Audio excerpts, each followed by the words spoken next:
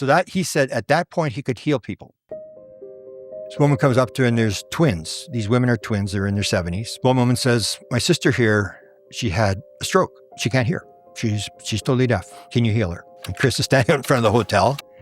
Suddenly a cell phone. There's Tim Taylor. Tim Taylor says, if you're ever in front of a hotel and someone needs a healing, go ahead and do it. No way. Yeah. So he says, I don't know. Wait a second. Hold on a second. It gets weirder. This is so strange. He puts his hands on her ears and he says, in the name of Jesus, I can't remember what he said, in the name of Jesus, I heal you or whatever. And this woman goes into my lecture and she comes out of the lecture and she says, I can hear everything said. I can hear.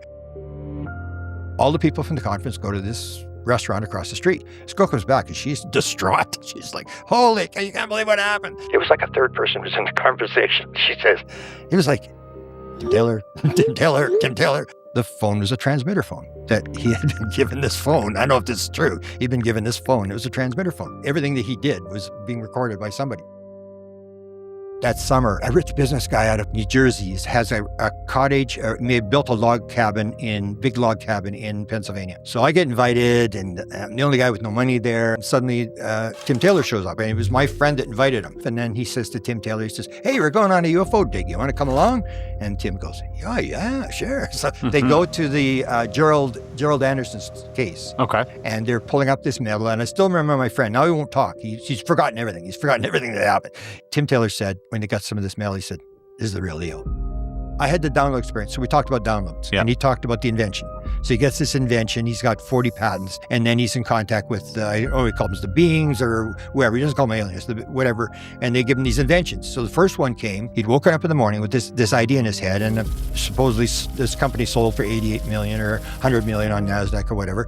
And he said, the last thing I remember the night before was a hooded figure standing at the end of the bed. So at one point, he pulls out his cell phone and he says, what do you think of this? Shows me this photo of these two guys on a painting. And these two guys are flying through space on this painting. And they look like they got pajamas on. One guy's older than the other guy. And then he shows me another photograph of these balls all going down this tunnel. And then he shows me another one, this eclipse thing, where the eclipse is taking place. And then he shows me this photograph, it's like a screen on the outside of a building. And then he shows me the catchers. He shows me this. And this is 999 Sepulveda Avenue. And then he says, you know what this is? He said, this is where the jump room was. If I had known who he was, I would have paid attention.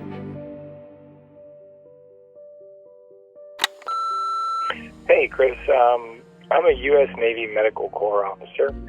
I've been in for a while now, and I watched your video on the anatomy of an alien, the EBOs, and I thought it was really interesting because the person speaks like a scientist. So as in any dialect, that person has a similar dialect to somebody who does biological research. While in initial training to become a Navy officer, I had the privilege to serve with a few people going to that same location. They were microbiologists. And if you know any of the connections, they were also Mormons. So I thought that was interesting.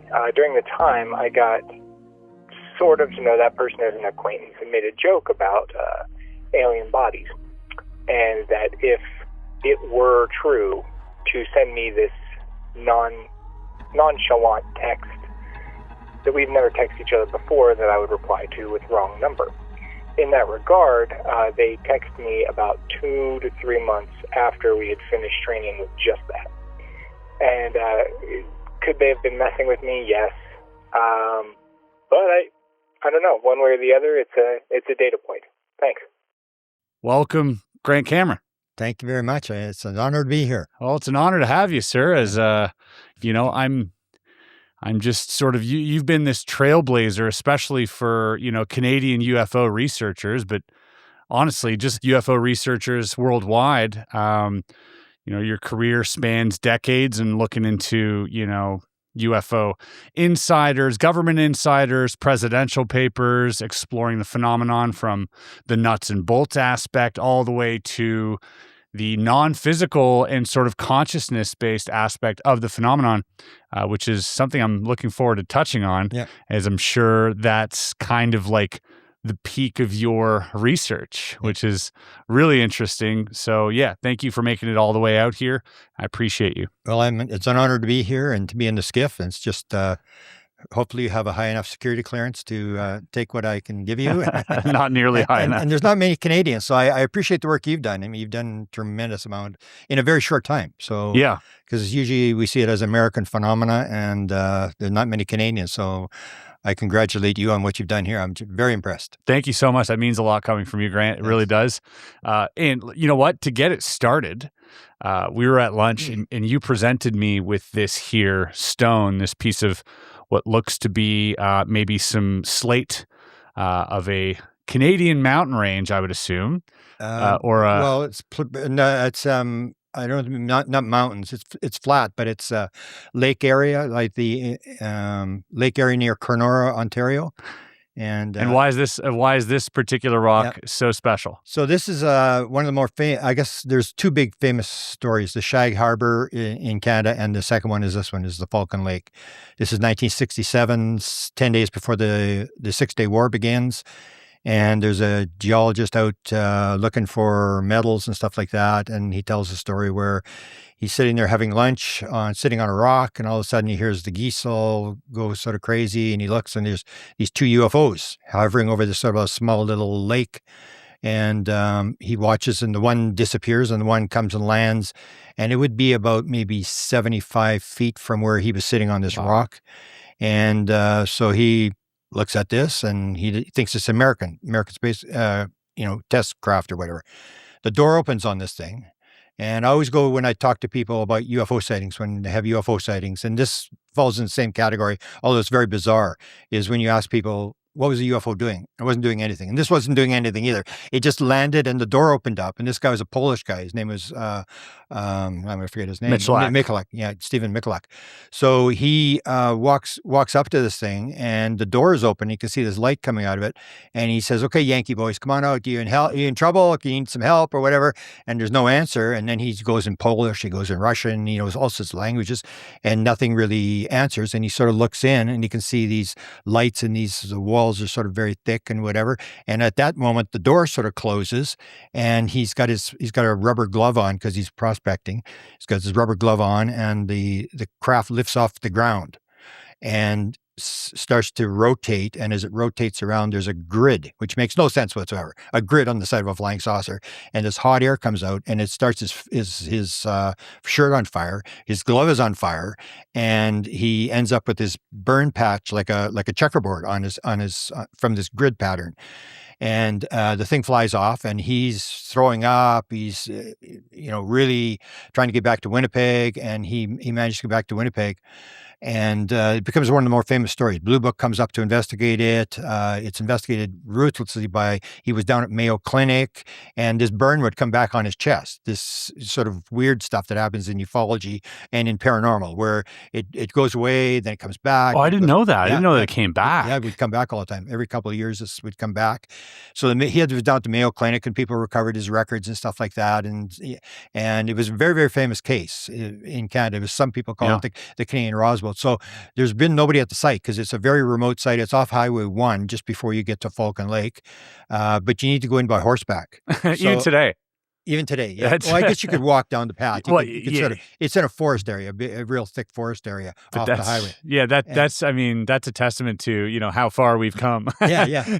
There are places in the world that we still can't get to without a horse, which is wild. So there's a guy by the name of Rob Freeman, if you know him, he has the big camera array. Right. He has all these cameras and stuff. And I think he was down at the Monroe Institute doing some stuff there. And he does the blindfold reading, which I think is really, really important. He does the stuff with people seeing through blindfolds and stuff like that. Yeah, that's his latest research. But anyway, he was doing a film project. He was in Manitoba. He wanted to do the Charlie Red Star, which was my case.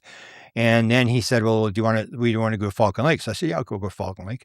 So we went there, and there's a tour guide who has a farm there, or horses just off the highway. And he takes tours in there.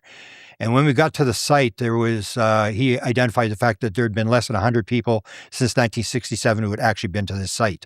And so the film crew is filming, and Rob Freeman's filming, and this tour guide is explaining this whole thing, and I'm sitting there, and I'm sort of bored, and I'm walking around, and suddenly I see that the rock is all fracturing, the top of the rock.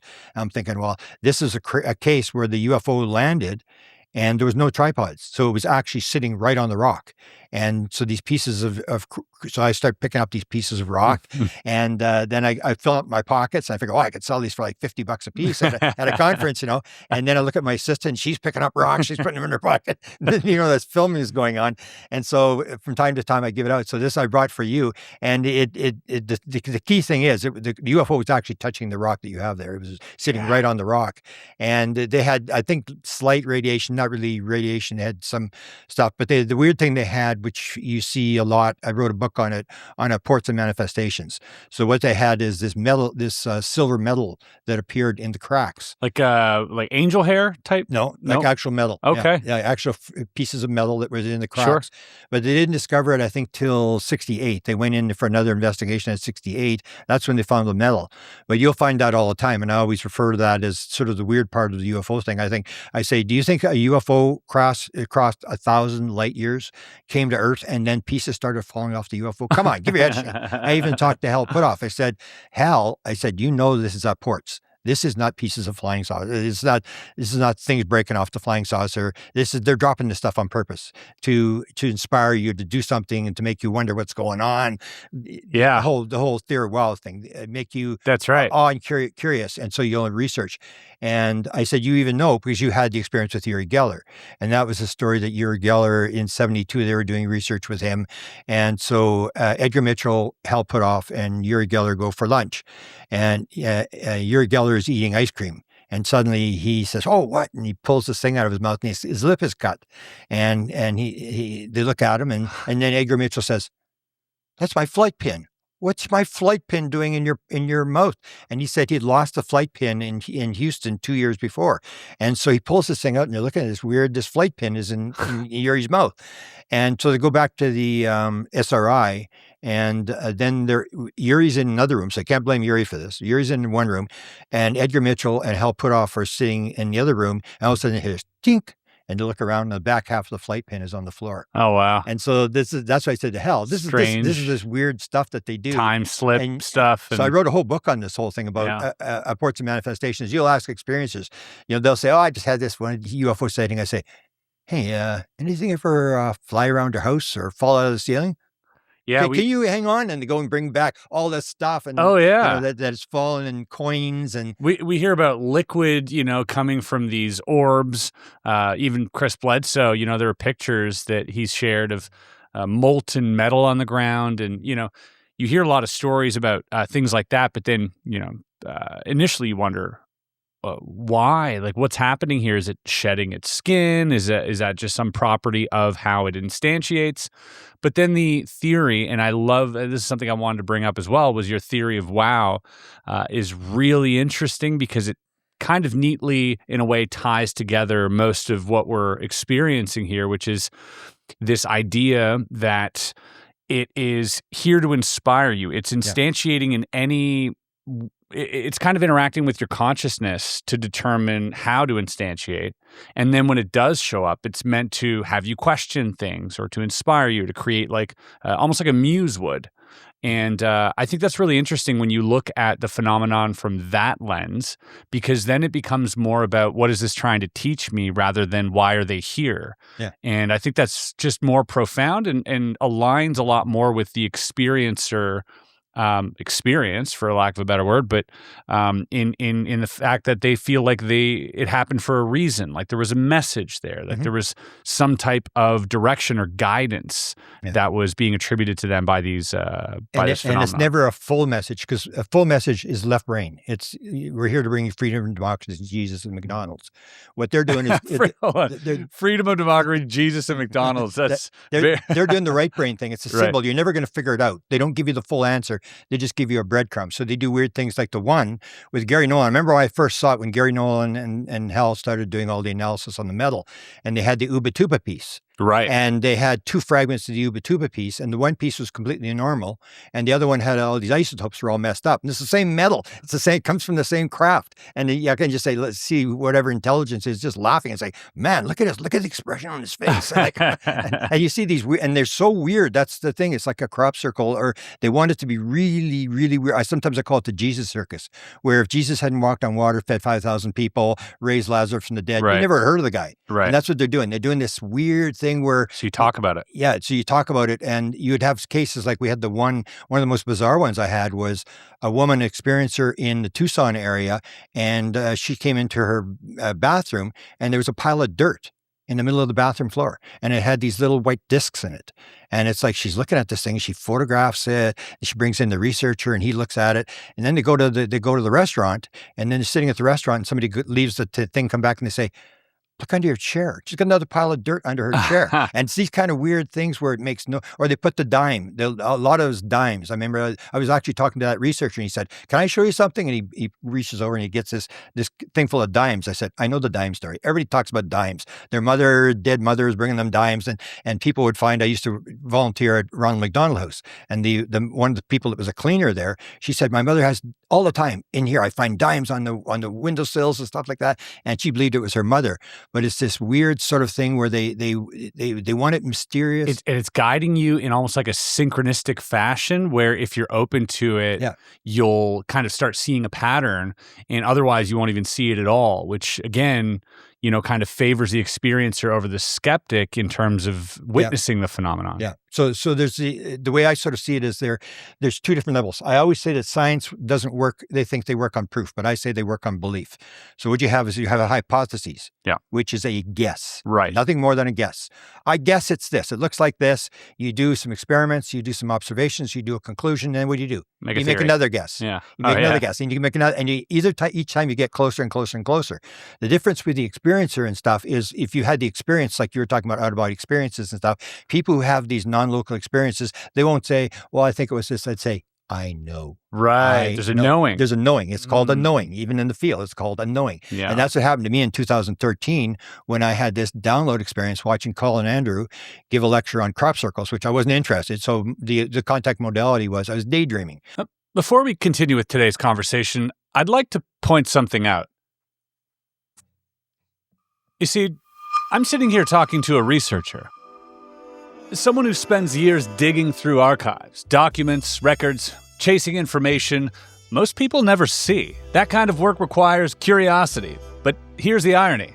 While researchers are digging into hidden systems, there are companies quietly digging into us. Data brokers collect your name, address, phone number, email history, even relatives. And if you're researching sketchy subjects or speaking publicly like our guest today, having your personal information scattered across the internet is not ideal. That's why I use Incogni. You see, Incogni automatically contacts data brokers on your behalf and requests that your personal information be removed. Instead of you trying to track down dozens of companies yourself, Incogni handles the requests and keeps following up. And if you want to take control of your data, go to incogni.com/area52 and use code area52 to save 60% on an annual plan, because your privacy should not be declassified. Now let's get back to the research. I was just my mind was wandering, and all of a sudden, boom, all this stuff came into my head, and I knew it. I walked around for 2 days. My head was just sort of spinning, and I went, wow, this is how, and I couldn't, I said it, in 2012, I couldn't spell consciousness, but I couldn't care less. Yeah. I mean, I didn't know, but it was just like this knowing and then I was trying to figure out what's this mean? And then it got the consciousness element got more elaborate, more elaborate, more elaborate. And suddenly I was going down that road, and I remember one major interviewer at the time said, I can't believe you've done this, Grant. I can't believe you're the president guy. Yeah, you're kind of looking into files. Nuts and bolts. I can't believe you've done this. And I said, well, Jerry, I didn't really choose to do it. I sort of got teleported there. Yeah. It was not something that I entered. And you hear this. Not something Jerry wanted to hear. you hear with experiences all the time. None of them really planned it. No. It just suddenly they were in the middle of this thing. That's right. And it comes with this knowing, and they spend the rest of their life down the rabbit hole. I even used to have meetings called rabbit hole meetings where people could come on the meeting. And I used to run a group called Experiencers Anonymous in Winnipeg. So you could come to the meeting and you could sit there for 2 years and never tell your story, like Alcoholics Anonymous. And then when somebody told your story, you'd say, yeah, I thought it was crazy, but I'm going to tell my story now. I want to tell mine. And that's what this sort of thing is that people, they're afraid to talk about it because it's just so weird. They think everybody's going to think they're crazy. Yep. And they need someone that gives them, like in the big UFO meetings, you'll see before they have an experiencer meeting, an hour before the lectures begin. And all these people are in there and they're crying and they're talking because that's the first time they've ever been able to tell their experiences. So when I had these rabbit hole meetings, I had 100 people on a rabbit hole meeting where they could come on Zoom, they could turn off their camera, they could put their camera on, they could talk whenever they wanted, nobody knew who they were, and they could sit there and listen to other people having these experiences. And that's the thing that they really missed, that they would go to a conference, not community to the lectures. They were going to this experiencer thing where their friends were and they could tell their stories and stuff. So that's where you see a different aspect of the UFO phenomenon. Oh, yeah. Everybody thinks you're talking about, you're at a UFO conference and you're talking about flying saucers and showing photographs. And no, you're talking about this, what's reality? What's going on? And is there a God? Almost all these conversations gravitate to super deep. Yeah. Yeah, it is interesting as well. Like something I've noticed with a lot of experiencers is that initially you'll hear the sort of bullet point version of the experience, and you've probably had this many times as well, but you know that as soon as you scratch the surface, you get into some weird stuff. And normally people are very reticent and reluctant to come forward with this information and say, they'll start with, I saw a big black triangle, it was hovering at 1,000 feet, it took off. And then you go, oh, interesting. Anything else happened maybe the day before or the day after? And they go, oh, yeah, I had an orb float through the wall and my cupboards were all open and there was a poltergeist in my house. Yeah. Or, I swear I saw, my dead relative walk through that. Like you'll have these adjacent, super bizarre fringe and niche stories pop up. And rightfully so, like, people are but little by little intaking the UFO stuff. And much like we're seeing with public sort of the disclosure movement, is that we're being sort of drip fed this nuts and bolts, militarized physical version of it, which I gotta say, they've been doing since the 50s. Like they haven't really changed their strategy on how they're giving us any of that. You would think that after 70, 80 years, we would start to also sort of drip feed the fact that, hey, there is a non-physical component to this that is probably much greater, much more impactful, and much more present than the physical part. But for whatever reason, it takes real research and sort of the research that you've been doing to come to that conclusion. And whatever that is gets more and more and more confusing. It doesn't get more clear. It gets so weird. I mentioned that before we had come in here about James Lukatsky, where he ran the OSAP program, the big government program, and he made the statement that Reed was going to move it from $22 million when they finished that. They were going to move to $100 to $150 million. Harry Reid, yeah. And he said $150 million, and we weren't going to go chasing around the country looking after flittering UFOs. And he was basically saying it's the paranormal stuff. And the experiencers have the same thing. They think it's not related. So when you say to someone, oh, I had this dream, I just dreamed of aliens. I don't think I really had an abduction or whatever. And then you say, anything happened in your childhood? Oh, yeah. And they don't think it's related. Right. And you and I now, and I think the UFO field is starting to know it's related because I started in 75.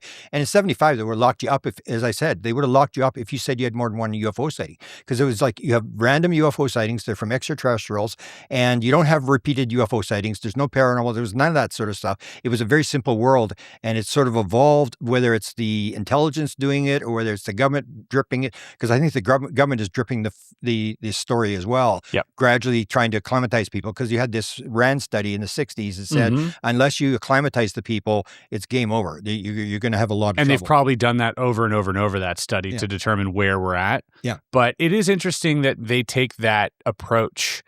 And, because you look at when Stargate got declassified and sort of I think it was like 2017 when all the papers came out, but like in 95 or 96, there was this admission, that this thing was real, and immediately they go into, it never worked, like it's all blah, blah, hokey stuff. But like, meanwhile, we know that they're still obviously practicing this stuff, and it moved over to, SAIC, and it got privatized, and it's just interesting that they still take that approach, and that signals to me, and I don't know what that says to you, but to me, it definitely signals that either the truth empowers the public much more than they're aware, much more than the government's comfortable with, or B, they don't know what they're dealing with. Like, those are the two options, right? Yeah.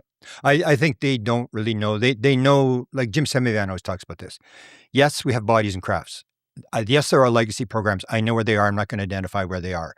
But he said, I will make a bet. I will bet 1 year of my pension salary against anybody who has something different that they haven't got a clue. Because you got bodies and crafts doesn't mean you know what you're dealing with. And I think that's the whole thing, which is the risk of now Trump coming forward is he's answering like 1,000,001 questions on Epstein files. Once this comes forward, it's going to be 1,000,001 questions on UFOs. And he's going to say, can we talk about something else here? What's all this? And that's the thing. It opens up the door. They don't want to open up the door. So they do this gradual. I wrote about it first in 89 when I talked about the Bob Lazar thing, that's what I believed it was. It was this deal where they wanted the story out, but they wanted it to fall apart. To control it. Yeah. Yeah. And then, so if you want the story out, you give it to the New York Times and Washington Post, you take them to the facilities, you show them the bodies, you show them the crafts, you show them the photographs. But if you don't want it out, if you sort of want it out, you give it to Bob Lazar, you give it to somebody who material. You know that it's going to fall apart as soon as that guy becomes public. They're going to realize the guy had a pirate flag and he had a car and he worked with prostitutes and all this sort of stuff. And the thing falls apart, and that's what they want. So they put it out and they pull it back. And I really can't talk about it, but they're actually doing it again. They've done it. They did it with Tom DeLonge. That's what Tom DeLonge was about. And this new guy, he's a film guy. And you mean, are you referring to the Stars Academy? Yeah. Well, this is the new guy. And I said, you knew the new Tom DeLonge, and he's a film guy. And I sort of ruined it for him the first time. So I can't say too much, but basically I was involved in this as well. And I'm warning him. I'm going, like, they've done this 100 times and watch out. You mean there's a new guy being approached by the government? Yeah. Right. And now? I was part of it. Yeah. I was part. And we know who this is? I know who it is. Yeah, would I know who this is if you said it? Okay. No. So anyway, and I just gave him my opinion. I said, it's up to you. It's your money. You're spending your money. You can do what you want. And it's sort of like, I'm in the game here. And I said, they're letting him in. You're the new Tom DeLonge. And they always use the same statement. Like Tom DeLonge went in the skiff and he said, you guys can't get this out. I can get this out. And they said, maybe this will work. And so they put him out. And then before that, it was Bill Moore. Before that was Bob Emenegger. Before that, it was Walt Disney. And it's this whole thing is the idea is. Do you think Spielberg's part of that train too? Yeah. Well, the Holloman Air Force Base is the prime story. Yeah. That's the story that. Well, let's go to the Holloman Air Force Base and the Bob Emenegger story, because this is, for me, part of core UFO lore. Not only does it imply the CIA trying to control a narrative, but it also implies that we have some type of meeting or treaty potentially with some type of intelligence. And that's a highly classified subject. And if you listen to the last interview that James Lukatsky did, they asked him about communication. And he said, I can't go there. Eric Walker, we asked him 30 years ago, what about communication? And he said, we promised not to tell. Whoa. So it seems to indicate, and if you go back in 59, they were channeling an alien at the CIA.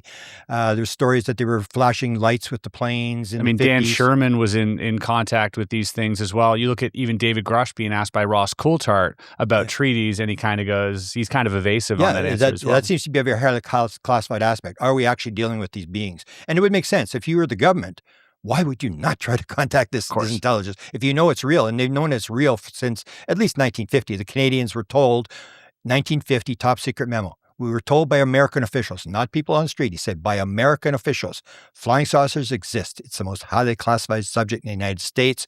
It's of tremendous significance to the Americans. And there's a small group headed by Dr. Vannevar Bush who are trying to figure out the modus operandi. And we were also told by American officials that other things might be associated with the flying saucers, such as mental phenomena. And that is the Wilbur Smith document. So they've known a lot of the pieces since then. And as I mentioned to you before, that was in the memo was written in November, and in 1950. December it was put out. December, just before Christmas. And 6 months later, Oman Slant, who is mentioned in the top secret memo, it said, we're putting this in front of Oman Slant. He was the head of weapons for the Canadian military, for the Defense Research Board. He was the chairman. And 6 months later, they have the first MK Ultra study or meeting happened right here in Montreal at McGill University, and Oman Slant was on that meeting with the CIA and with the Europeans, with Britain. And then, years later, the CIA actually paid $1 million damage to the Canadians who were involved, including the wife of an MP. Yeah. So you go directly from having, UFOs are real, they exist, in the Wilbur Smith memo, immediately following that up by saying, and other phenomena such as like mental phenomenon is also involved here. And then 6 months later in Canada as well, they're like, well, they're saying mental stuff is involved. They start doing MK Ultra stuff at McGill. You got, doctors like Dr. Penfield doing all sorts of like sketchy, sort of operations on the brain and figuring out what's going on there. Even out west, didn't they have some stuff? Saskatchewan, in Saskatchewan as well, like some deprivation tanks that they were bringing unwilling. So they weren't telling people what they were doing and locking them in a deprivation tank to study what was going on. So I always used to wonder, like, how did the Americans know that mental phenomena? Because Adamski doesn't appear until about 2 weeks after the detonation of the first hydrogen bomb. That's when he appears. Right. Just after they detonate the hydrogen bomb. It's 52. November of 52. So, okay. So this is 2 years before. So Adamski was the first one to talk to them and said they were telepathic, but nobody was talking to aliens in 1950s. How did they know? And then you go and you get the other story about the Roswell thing. It always was with the MK Majestic 12 document that there's 4 dead aliens. And remember we talked to Walker about that. And he said, you guys are... You're speculating, and almost everything you ever believe is wrong. How do you know they died? How do you know they didn't get up and walk away?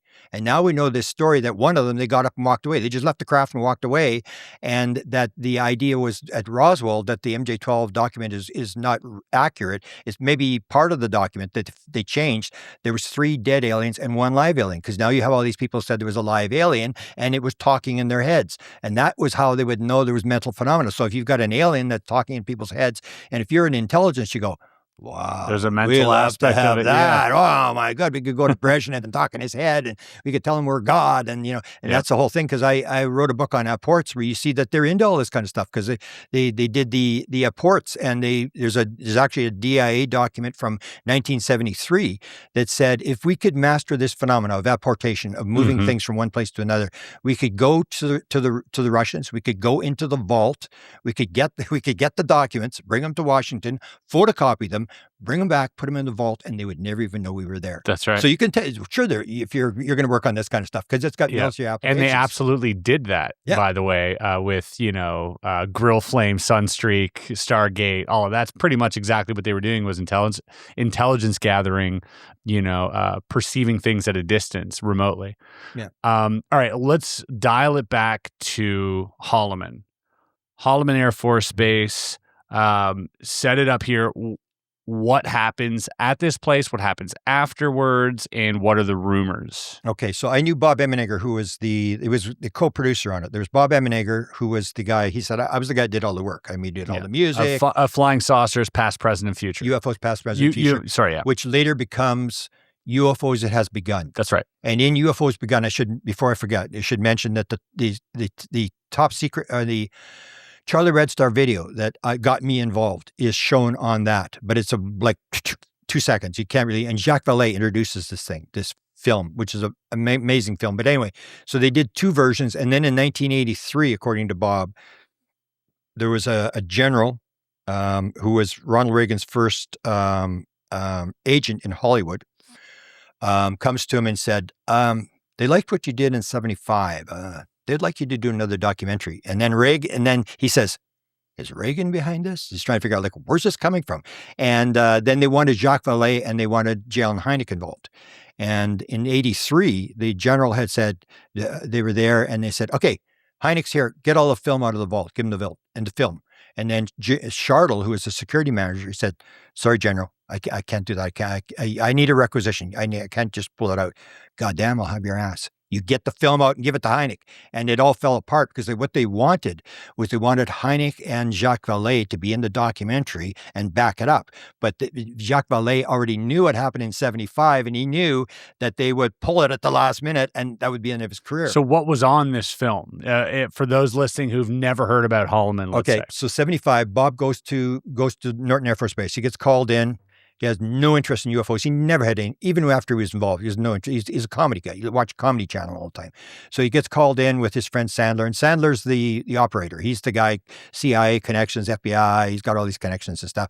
And as his Bob Emenegger's wife said, he was, he wasn't very smart, but you could give him a stick and a piece of gum in the morning, and he'd come back at night with a pile of money. But he was so really good at operations. So he got the meeting set up. They went to Norton Air Force Base, and Paul Chartle comes up and he says, "It's the Vietnam War, and it's not going very well, and the American military isn't seen in a good light. We would like you to do this documentary on working with dolphins, 3D holography." And they gave him 8 different projects that military was working on that the people say, "That's pretty cool." Distract people, boost morale. Yeah, boost morale. And so they said, and then he says, "Oh, and we also like you to do this documentary on UFOs, and we'd like you to hide it under the other documentaries." And Bob Ebenezer going, "UFOs? You kidding me? UFOs?" And he said, "I used to tell my wife, Margaret, quit reading those stupid things. The alien had my baby." He thought his wife was crazy, and he said, "And now you're telling me this is real?" And he said, "Well, what would I tell you? What would you say if I told you there was a landing of an alien craft at Holloman Air Force Base in May of 1971? Now, you'll hear other stories where they put out 64. 64, yeah. Richard Doty put up 64. Uh-huh. And Linda Howe was telling the story. So then you have this, that's what happens in the UFO situation, is in order for them to distract you from the story, they don't have to kill you. All they do is put a second story in that has different details. And then suddenly it's like my version versus Linda Howe's version. Playing 3D chess over here. So I talked to Bob, and he said, "No, I'm telling you, it was I guarantee you, it was May of 1971. It was 6:00 in the morning. There was 4 cameras. He's naming as if he had read the whole thing. He knew exactly what was going on.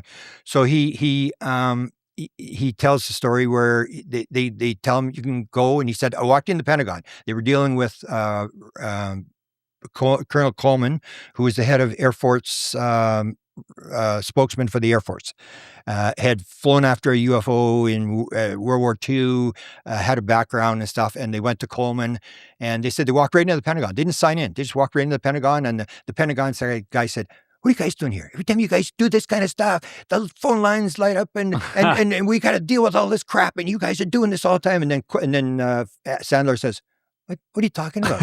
You guys invited us here." And then they said, "Oh, okay." And then they go, and Coleman says, first thing he says, "I just want to warn you, if you see anything that's classified and you put it out, you could go to jail." And then they go, and then he tells them that, and then they go in the office, and he says, "Come on in, boys." And he starts talking as if nothing had happened. But so he was given a thing, and he said, "Who do you want to talk to?" So they went to the guy at Blue Book, head of Blue Book. Yeah. They were given the story of the channeling of the alien in 1959. They were dealing with Art Lundahl. Art Lundahl was the first head of the Weird Desk at the CIA. So the Weird Desk is where they handle all the paranormal phenomena, the psi stuff, the remote viewing, UFOs, all this kind of stuff. It's called the Weird Desk. So the first guy was Arthur Lundahl, who was a photo intelligence guy. He was the guy that ran the National Photographic Interpretation Center in Washington. That's where they analyzed the U-2, the SR-71 on all the spy photographs.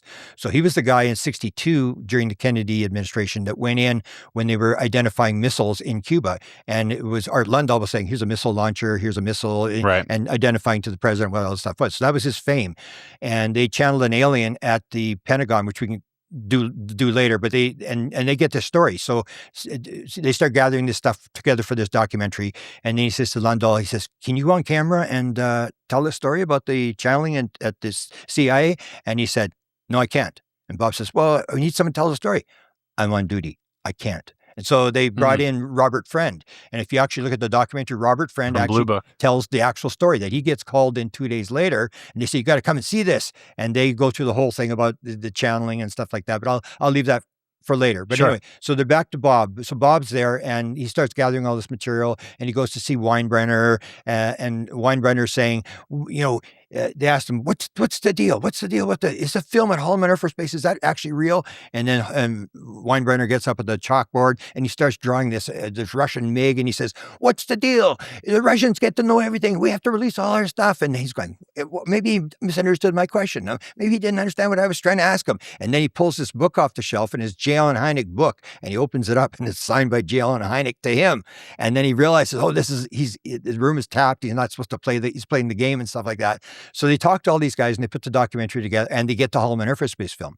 Now there's all this dispute whether Bob saw the film. He said he never saw the film. Sandler confirms that he actually saw the film.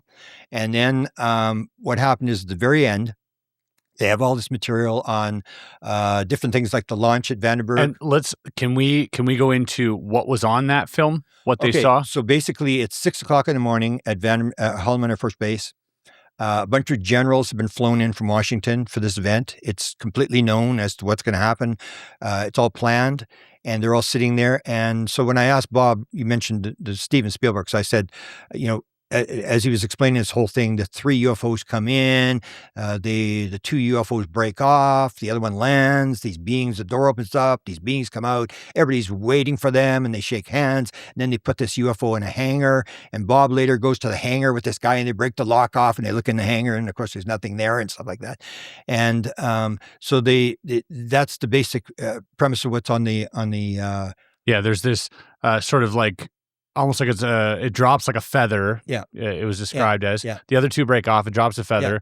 Yeah. The door opens, there's no seam, and these beings come out, 3 beings, and being incredibly tall, wearing some garment on their head, like some Egyptian But I'll tell garb. that part of the story later, because that happened later. So anyway, so they describe the beings. Anyway, they come out, and so I said to Bob, Bob, it's kind of weird, if it weren't for the location, the time of day, this sounds exactly like Close Encounters of the Third Kind.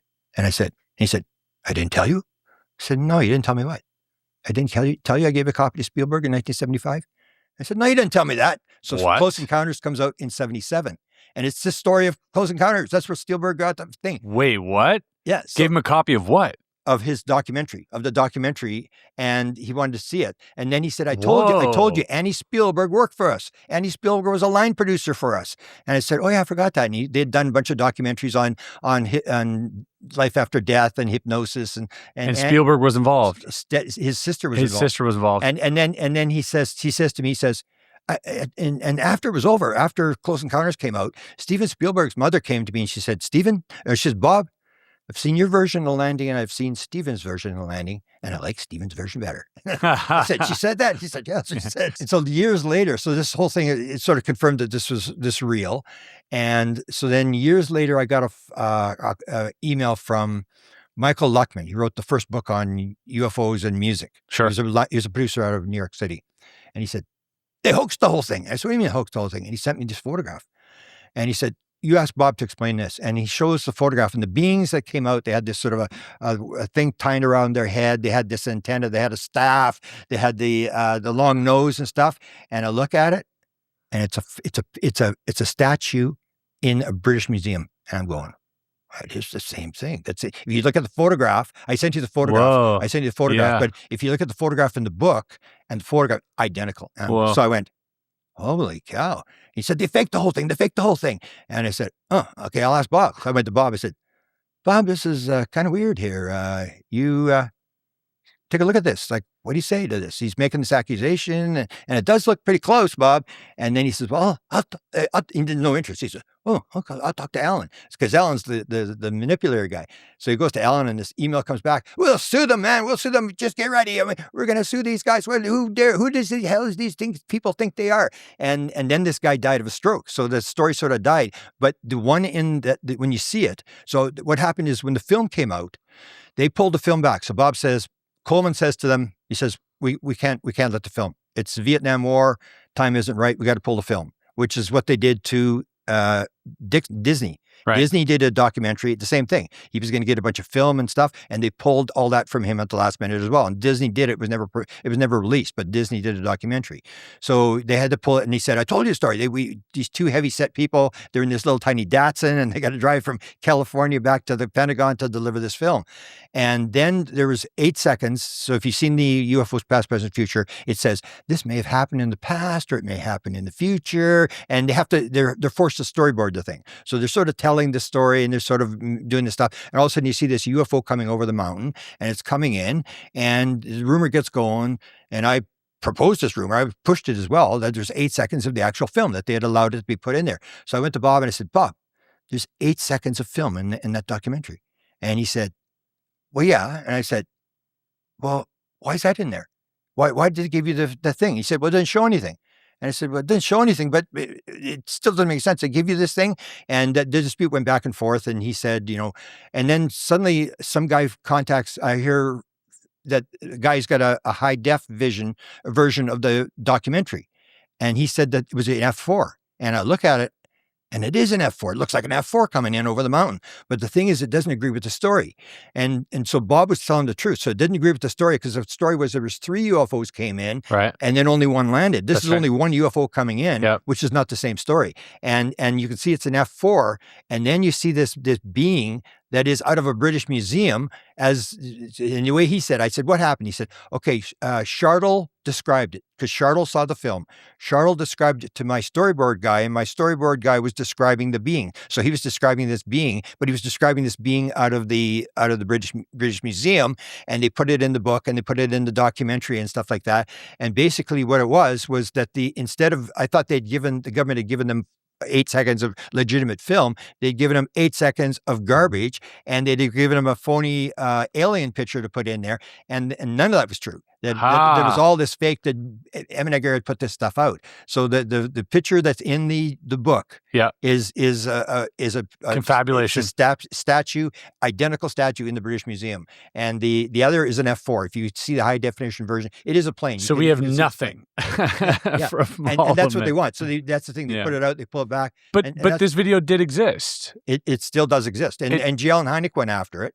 Not J. Allen Hynek. Well, I guess he was looking for it as well. But the people that were really looking at it was the NIDS people. So what NIDS had was Bob Bigelow he had a lot of money. So what he did is what do you do if you've got a lot of money? You pull in the best people you can. Kate Green, Put Off, at the top of all the categories, and you try to figure it out. So they were working, and that's where the Wilson Davis leak came from. The Wilson Davis notes was they were looking at this thing and saying they knew that the meeting had taken place, and they were trying to between Greer and the Admiral. And did this meeting actually take place? So that's why they set up the meeting between Eric Davis and the General to get all the details. To get some more information. And it becomes the Wilson, but they were working on black triangles, they were working on cattle mutilations, and they were working on Holloman Air Force Base. Yeah. So because I knew Bob Emmeniger very well, and I interviewed him piles of times, Hal Put Off and Eric Davis were coming to me and trying to get material. What did Bob tell you? What did he tell you about this part of the thing? And then the story was that when they showed the documentary, Christopher Dodd, Senator Christopher Dodd, had seen the documentary, and he was getting under pressure from his constituents, and he filed on FOIA to get the Holloman Air Force Base film.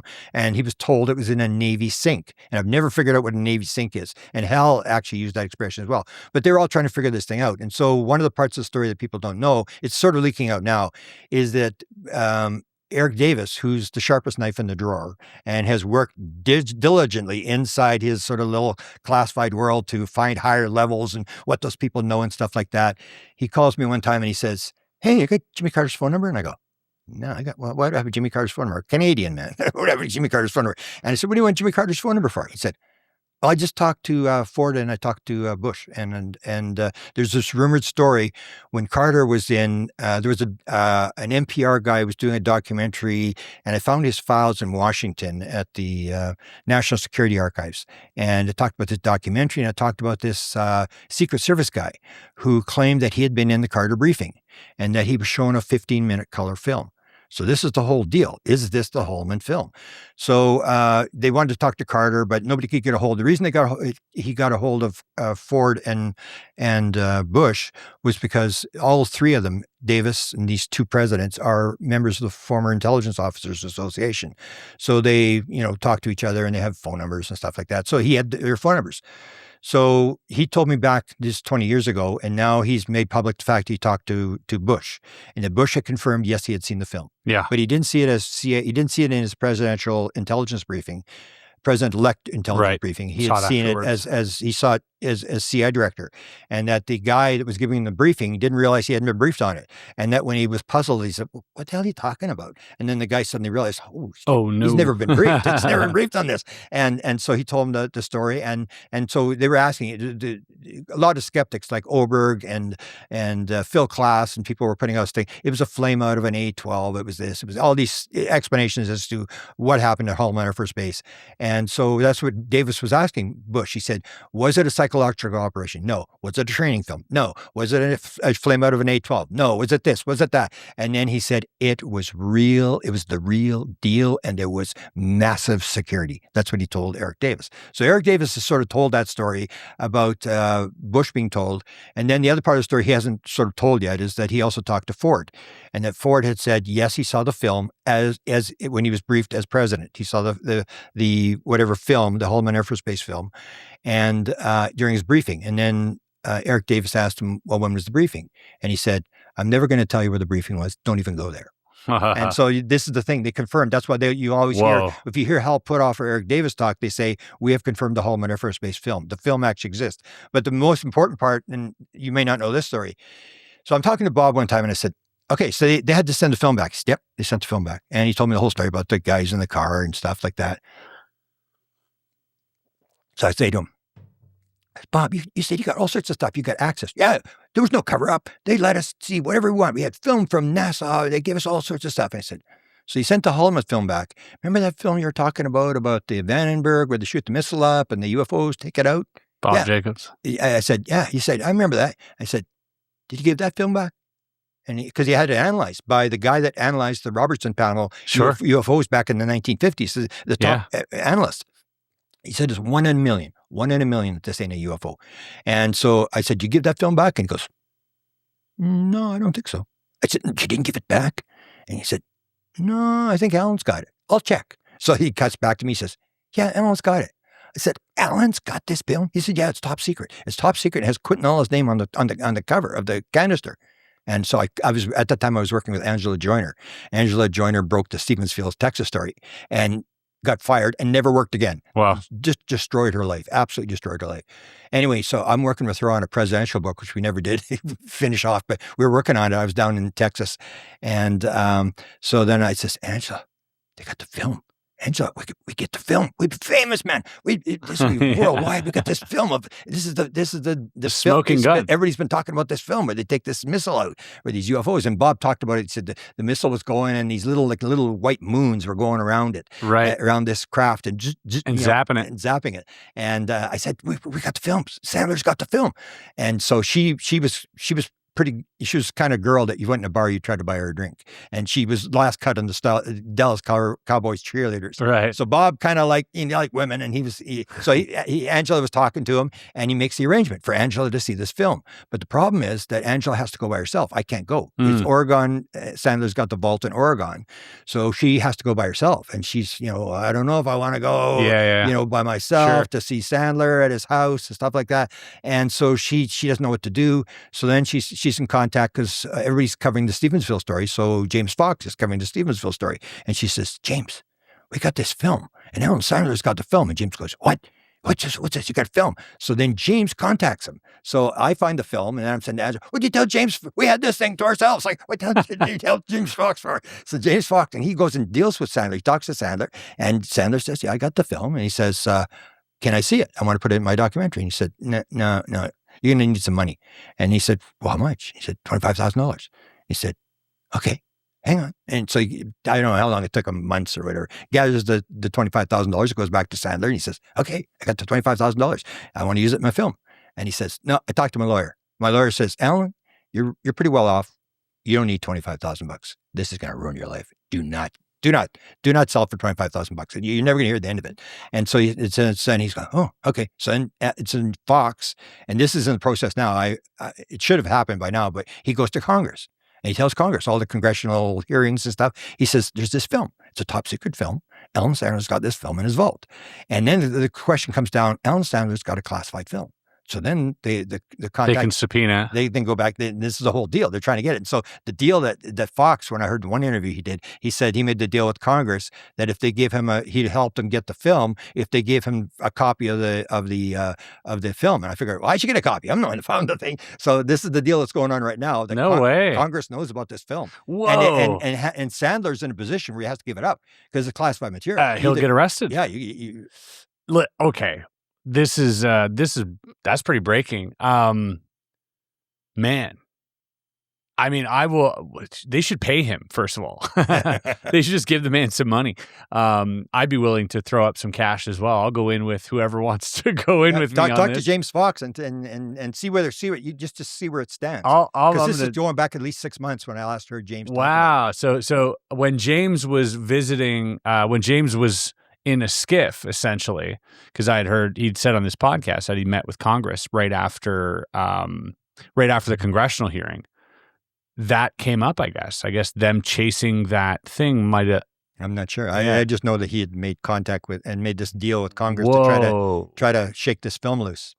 And this is a film that everybody knows. And it's pretty clear, according to Bob. Oh, yeah. According to Bob, this is like crystal clear. And that was a film that he saw. He always claimed he didn't see the Holloman film. But he did claim he's seen this UFO being taken down by... Do you know who else claims to have seen it? I think Chris Bledsoe. Oh, because I know that Elizondo claims to have seen it too. Yeah. Chris Bledsoe told me, I was asking him about Tim Taylor and his... just sort of his interactions with him and what that was like, what did he show you? Because apparently he showed up to his house and gave him a classified briefing, sort of your eyes only for the Bledsoes. And I think Chris and his wife, or maybe even just Chris. And then, Chris even caught sort of forwarding some of it. And then they caught him through his email being like, hey, we said your eyes only. Yeah. And I said, what did he show you in that briefing? He's like, oh, photos and videos. I was like, videos. I'm like, did he show you, this video of the rocket being taken out? And he goes, yeah. And I go, really? And he goes, yeah, he showed me that. And I go, what else? And then he goes, can't say anymore. There is a famous video out there of one of these UFOs or object or whatever it is taking down one of these rockets that they were shooting up.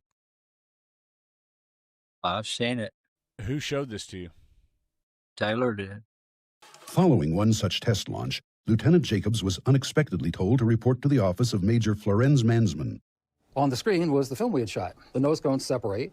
The shaft flew out in front of it. We saw this as obviously reflections of light rippling like that. And then we saw the dummy warhead flying along. It's going between 6,000 and 8,000 miles an hour at that point, and it's on the fringe of space. And suddenly, into that frame, an object flew in, chasing the chaff, the warhead, and so on, at the same speed. And in polar orbit, it fired a beam of light at the warhead. The beam of light struck that. The object flew up, shot another beam of light at the dummy warhead, went around, shot another beam of light at it, went down, shot a beam of light, and then flew out the same way it had come in. At which time, the dummy warhead fell out of the frame. The lights came on, and Major Mansman said to me, were you guys screwing around up there? And I said, no, sir. And he said, what was that? And I said, it looks like we got a UFO. And he said, Lieutenant Jacobs, you are never to speak of this again. It never happened. Yeah, quite a few. Well, I saw things I don't want to talk about. So I don't know. Maybe they showed him the Holloman thing too. Floating around. Yeah, I got some good stories about Tim Taylor and Chris as well. Because I was involved with Chris before he was famous. 2012. I was involved with him. Wow. And his interaction happened in 2008. So that was right around the time. That was after MUFON. 2007. Yeah. 2007. Right. Right before the big housing crash. Everything else. Okay, we can get into that. I think that's really interesting. Anything else on the Holloman stuff you want to go over, or is that pretty much covered? That pretty much covers the... So we know that the beings don't look like these sort of long-nosed Egyptian things. Exactly. And we know that footage used in that documentary is also just bunk. Yes, you can. If you're editing this, I sent you the photograph. You can actually put the photograph and then take the photograph out of the book. Yeah, and sort put of them compare together, them and to. you just go like, wow. Yeah. That's what I said. Like I'd always believe Bob, and I'm thinking But maybe he was pulling my leg the whole time. I Dude, thought, you know this what, doesn't make any though? sense. I mean, because also, you know, you never hear about these type of beings, right? You always hear about, especially in and around the military, it's either the Greys, the tall whites is another one of them. So I'd imagine they were like probably something. Yeah, it would probably have to be one of those two. There was one more story. I better do it before I forget. There's a story that there's always a story about, because I do the presidents, about are the presidents briefed, do they know and stuff. So there was a story. Linda Howe tells a story. So Linda Howe and Bob used to have a huge house in Hollywood. And so she goes there with Larry Bryant, I think. And Bob starts showing her stuff. Evan Egger's house. Okay. So they're there, and he shows her a document from Richard Nixon and says it had to do with the documentary. And it said, "Thank you for your cooperation on the project we worked on." So Linda's been telling the story numerous times. And, I asked Bob about it, and he said, "Well, no, I had this letter." And he sent me this Nixon letter, which was a letter that Nixon sent out when he first became president, saying, "If you got any friends that are, worthy to work on my presentation, give me references and stuff like that." And then Linda said, "No, that's not the document I saw." And so we had one incident at Eureka Springs where Linda says, "Come on, you want to go for dinner? We're going with Bob and his wife, and I'm going to get it out of him." And I go, "Okay." So we go there, and I'm with Angela Joyner, and we're sitting there, and Linda can be ruthless. I mean, she's just going after him. And I'm going, and Bob's got his head down. He's not saying anything. His wife's got her head down. No comment, no denials, nothing, just sitting there, all sheepishly looking. He's just throwing down. And she's just going, "Come on, Bob, admit it, Bob. You showed me that document. It's time that you open up and admit it." And she's going on. And then I says to Angela, I said, "Okay, we're gone. I'll leave you, Bob, to Linda." Linda didn't talk to me for 2 years. She thought I was thinking that she was making fun of Bob, and I was laughing because she was not giving him up. She was just going, and she was trying to get this, and she thought I was laughing at her. I said, "No, it didn't have to do with that." And so now we're friends again. But it was this letter that was there, and then when I found he had died, I thought I got an email from him. And I go, "Oh, I should talk to him." And I went and then didn't answer. And then I'm going, "This is weird." And then I checked, and sure enough, he died. And his wife died first, and then he died. I'm going, "But I got an email from this guy." It was just so weird. And then I knew he had a daughter. He had one daughter who lived in LA, and he always complained that she had problems with her checks or with her credit cards and all this stuff. And then I'm thinking, "Oh, I got to get his files, because they're not going to know. You're going to get the files, and you're going to get a document like when at Stanton Friedman's files. I was the first guy to Stanton Friedman's files, because everybody keeps stuff secret. They got stuff that's stashed away, and they make agreements with people. And then when you get their files, there's the document, there's all that stuff." And so I went and I was trying to find the files. I still can't find his files. Well, Bob Emmerger's files are maybe around somewhere, and they may have this letter from Richard Nixon and it was signed by Richard Nixon. And Angela and Linda has a photographic memory. Oh, so, what a document that would be to uncover. So that was the weird thing. But Chris was another one where I got involved. Almost at the beginning, I didn't know who he was. Chris Bledsoe. Yeah, I got involved. There was an event, I don't know if you know what it was called, The Gathering. And this guy Larry out of Pennsylvania had a fair bit of money, and he was sort of like Bigelow. He's helping researchers and stuff like that. He had a big event where he'd bring in all these researchers. I think there's 50 researchers and their wives into Philadelphia. And then he brought his family in. And then it was all these questions. So all these experts are answering these questions in front of his family. So to say to his family, "See, I'm not nuts. Look, all these researchers here, experts and stuff like that." And so we were in there. And that's when I first met him. We were on a bus coming in from the airport. And his wife, Yvonne, was there, and she said, "Chris," all these people gathered around Chris, and they're all asking him questions. I'm going, "Who is this guy?" And they're all just interested. And then I was talking to his wife. She says, "Oh, this is Chris's story. This I'm not really interested. This is Chris's story. Here's my daughter," and his daughter's singing and dancing, and she's talking about her daughter all the time. So we hung out with his wife the whole weekend. Yvonne's a sweetheart too. Yeah, and we just walked around with his wife and talked stories. And then so when I was doing the citizens hearing in 2013, and I was lecturing down in Florida. So then I realized that Chris's house is only like 5 miles off the interstate. And I go, hey, Chris, I'm going right past your place. Can I stop in and see you?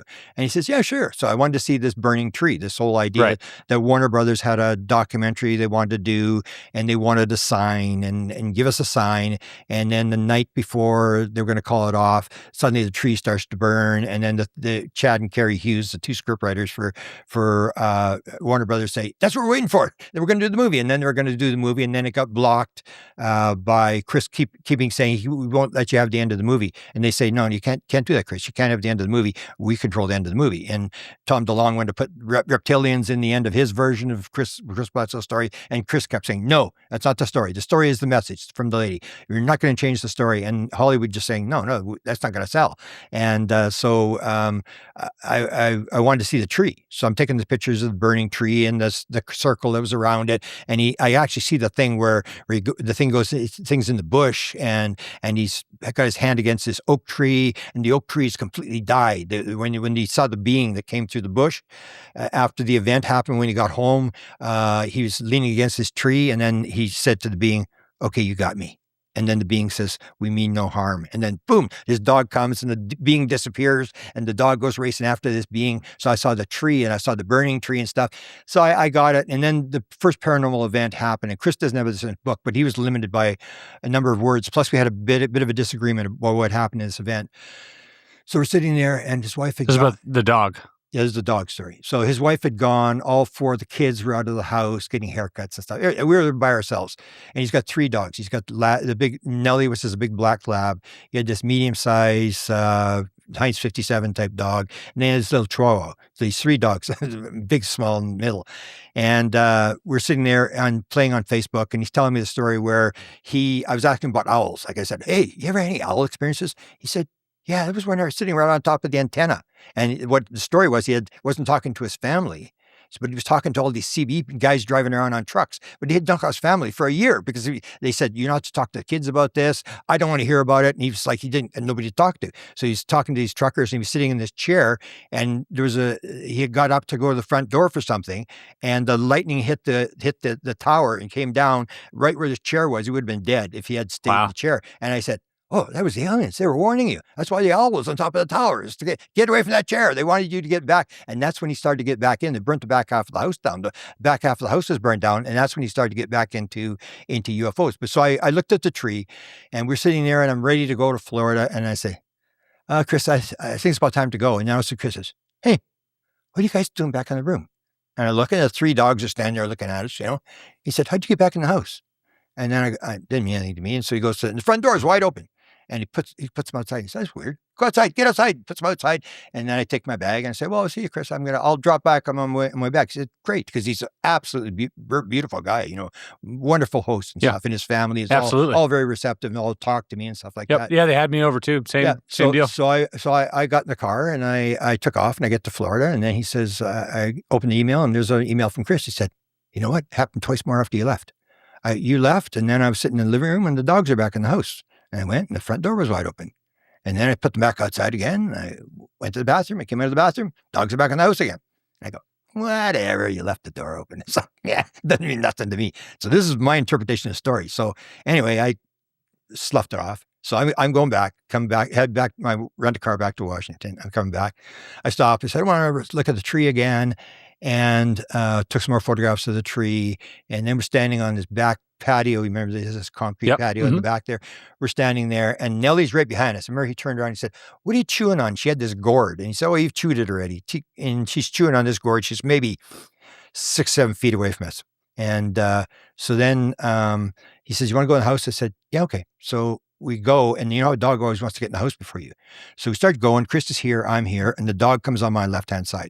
I got these light-colored blue jeans on, and we start going for the door, and the dog runs by me, and all I hear is Chris saying, Nellie, what happened to you? And I look, and there's blood spouting everywhere, shooting up like a hidden artery all over the walls. And I think I actually have the original pictures of this too. Which is interesting because I remember talking to Chris about this, and this is a few years ago, and he goes, you got to talk to Grant Cameron about this because he was there. And then those are your jeans?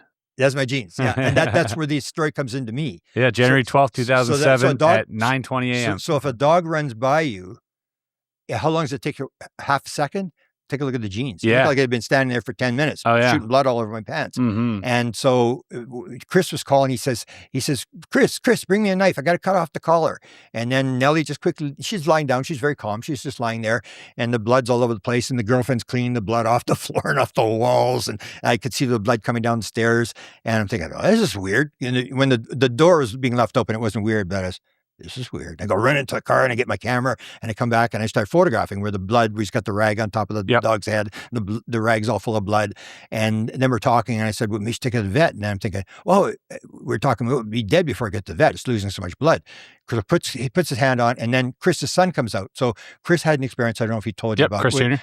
No, well, Chris Sr. told this story about him crawling under the trees to go to this thing, and it had this force field around it. He couldn't get close enough to the craft, and he had his gun, and he was tired of this, and he was going close to the craft, and then he backed off, and he went away, and he said, "I'm going back," and he crawled under these trees again towards the craft. It was in this clearing, and he got to a certain point, and he couldn't get any farther. This force field was there, and then he backed up, and he's coming back onto his property. There's a wire fence. And as he's crawled down, and as he's got this gun, and he looks up, and the white beings with the red eyes, there was two of them standing there looking at him.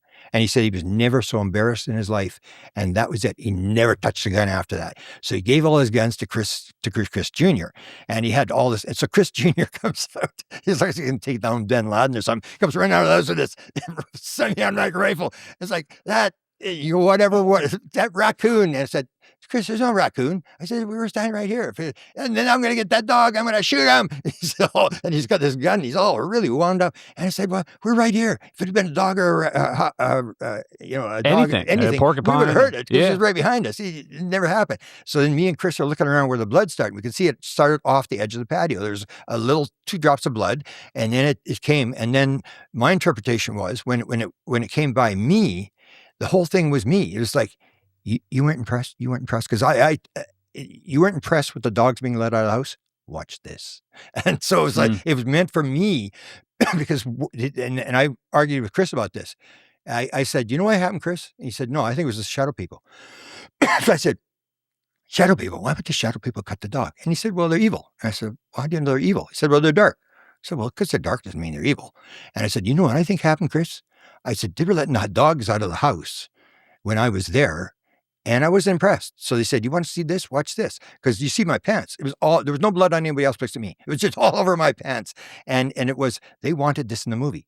Because it's like the old idea of a movie. You need good and bad. You need up and down in a movie. This comes back to the wow theory again. Yeah. If you have like God in with his popcorn in a movie, and it's like, I love you, I love you, I love you too, I love you. And God yells, I'm going to go watch next door and watch Star Wars. This is good. I want to see some drama. Yeah. You want the up and down. You always need the up and down. So I said, they want this in the movie. They want this. And he said, no, I don't think so. No, I don't think so. I said, yeah, I think they want this story. They want the burning tree. They're doing all this crazy stuff where everybody's going to go, I can't believe this happened. I can't believe this happened. And then, but 2 weeks later, he phones me up and he says, you still got those photos?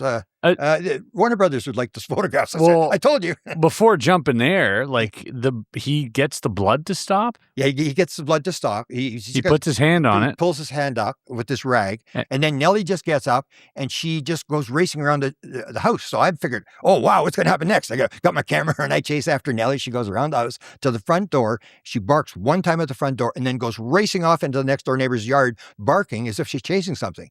And I thought, well, that's kind of weird, but there was nothing really happened. And that when Chris said, he said that there was a wound, but we didn't check the wound when I was there. Him and his father checked the wound that night, and they couldn't find a wound on That's what he told me, yeah. Yeah, you couldn't find a wound on neck. So that he said at that point he could heal people, and he was able to heal people. And then comes the really bizarre stuff. So I only meet him a few times, and he can't talk to me because I'm in Canada. He can't do stuff by email and stuff like that. So I meet him at an experiencer conference in Maine. So he's there, and Chris is like some of my friends. They don't go to the lectures. They just sit in the hallway and talk to people. So Chris is in the hallway talking to people. This woman comes up to her, and there's twins. These women are twins. They're in their 70s, 2 women. One woman says, my sister here, she had a stroke. She can't hear. She's totally deaf. Can you heal her? And Chris is standing out in front of the hotel. Suddenly his cell phone, there's Tim Taylor. Tim Taylor says, if you're ever in front of a hotel and someone needs a healing, go ahead and do it. No way. Yeah. So he says, I don't know. Wait a second. Hold on a second. It gets weirder. This is so strange. It gets weirder. So he's standing in front of the hotel. He has these twins come up. She says, my sister had a stroke. She can't hear. And in that minute, he gets a text from Tim Taylor. And he's alone here with these women? Anybody else with him? Pretty much. Well, there may have been other people, but not in the conversation. And he's saying Tim Taylor texted him. Well, he showed me the text. He showed you the text. He showed me the text. Look, like Tim Taylor. And I'm thinking, was Tim psychic? Like, what's going on? Whoa. Tim's this weird guy, but yeah. And so then he tells me the story, and he puts his hands on her ears, and he says, "In the name of Jesus," I can't remember what he said, "In the name of Jesus, I heal you," or whatever. And this woman goes into my lecture, and she comes out of the lecture, and she says, I can hear everything said. I can hear." And I said, "That's pretty cool, Chris." So then these two girls, one is Mike Cullen's former girlfriend, and there's a woman out of New Jersey who came to me after this event took place. So they're going to ask Chris for a healing. So at lunchtime, all the people from the conference go to this restaurant across the street. So I'm with them, and these two girls are sitting beside Chris, and I realize they're going to ask for this healing. So there's me, and Mike might have still been there. Mike Clown might have still been there, but I'm not sure. But anyway, I figured it's a private moment. They want to do this. So I said, "Okay, Chris, I'm going back to the lectures. I'll catch you later. See you, girls." And I took off. This girl comes back, and she's distraught. She's like, "Holy, you can't believe what happened." And I talked to her maybe 4 or 5 days ago again.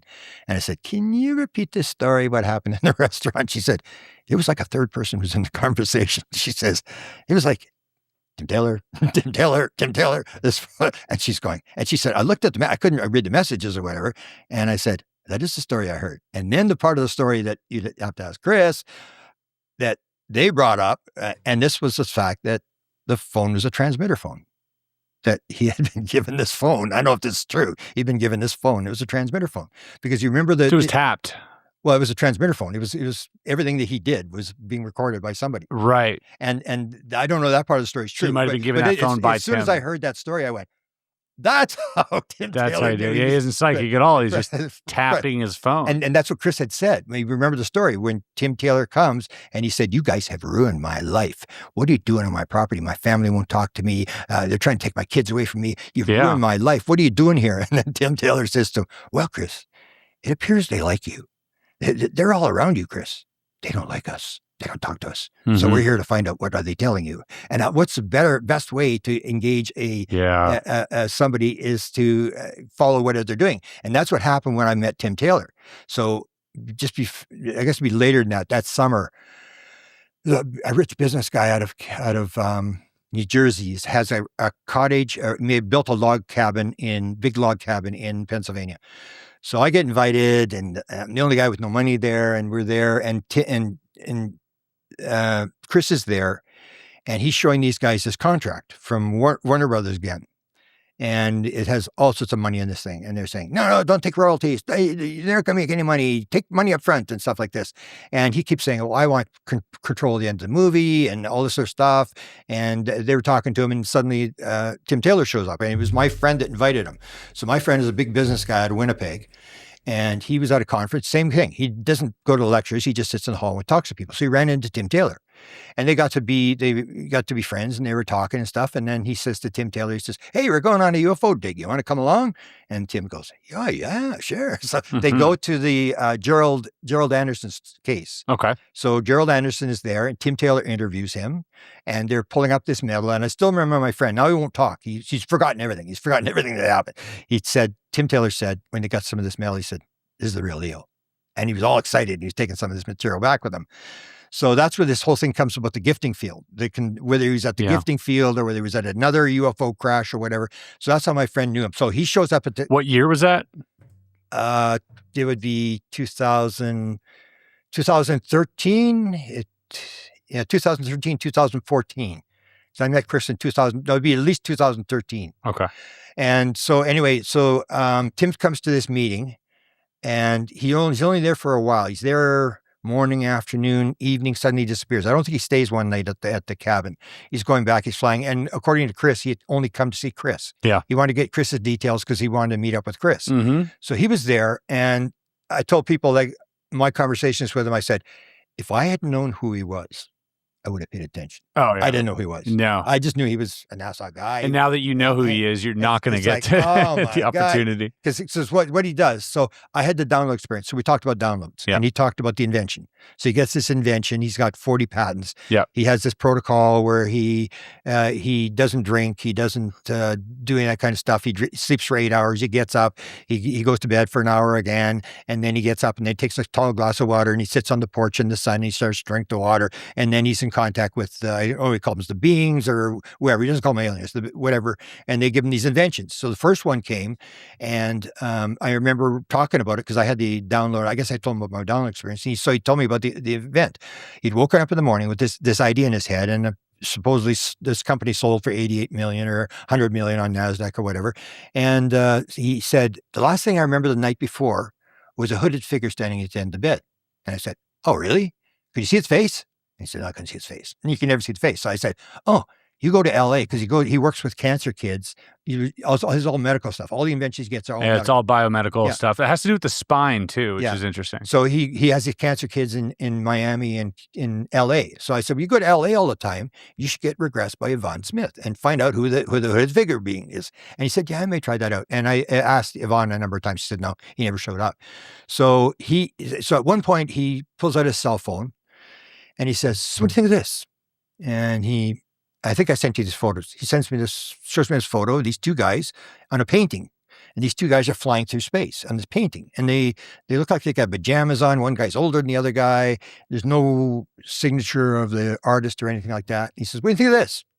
And I go, I don't know. No idea. Two guys flying through space. I don't know. And then he shows me another photograph of these balls all going down this tunnel. And I go, he says, what do you think of this? So I don't know. The ball's going down a tunnel. I don't know, Tim. I know you should. And then he shows me another one, this eclipse thing where the eclipse is taking place. And I know what you're talking about. And then he shows me this photograph, and it's like a screen on the outside of a building, and it has all this the outer space photographs on the sort of like the planets and galaxies and stuff like that. And I go, I still know what you're talking about. And then he shows me the catchers. He shows me this car on top of parkades. There's two buildings, and this is 999 Sepulveda Avenue. I think this is all still intact. It's right outside of LAX. You can see the runways from LAX from there. 99 Sepulveda Avenue. There's two buildings, and there's a parkade in between. So this is on the top floor of the parkade, and it's like a 56, 57 Chevy sitting on top of this parkade, sort of all by itself. And then he shows me, and you can see something in the back seat. He says, see that in the back seat there? And I said, yeah. He said, you know what it says? I says, no, what's it say? He says, I wish I could travel through time and space to be with you. And I go, that's what it says? Yeah, that's what it said. And so I go, I still know what you're talking about. And then he says, you know what this is? I said, no, I don't know what it is. He says, this is the old Hughes Aircraft Building. I said, Tim, I still don't know what you're talking about. Howard Hughes. And then he says, this is where and I don't remember exactly what the wording was. He said, this is where the jump room was, or this is supposedly where the jump room was, or I don't know if he clarified that this is for sure. And I go, really? Can I see the photographs again? And then he shows me the first one with the picture of these two guys flying through space. And he says, you know where that one is? And I said, no, where is it? He said, right outside the elevator. I said, that's right outside the elevator? So, of course, I thought this was like a garbage story. Like, I mean, nobody would believe this. Obama going to Mars and all this stuff. I go, sure. Maybe this story's true. So I get Andy Basiago and I phone him up and I say, hey, Andy, I just got somebody showing me some photographs from the Sepulveda Avenue there. Were you in the front building or the back building? And he said, I was a young kid. I don't remember if I was in the front building or back building. And then I'm thinking, well, maybe this story's true. And then it was years later, I'm sitting there, I'm going, what the heck was Tim Taylor doing there?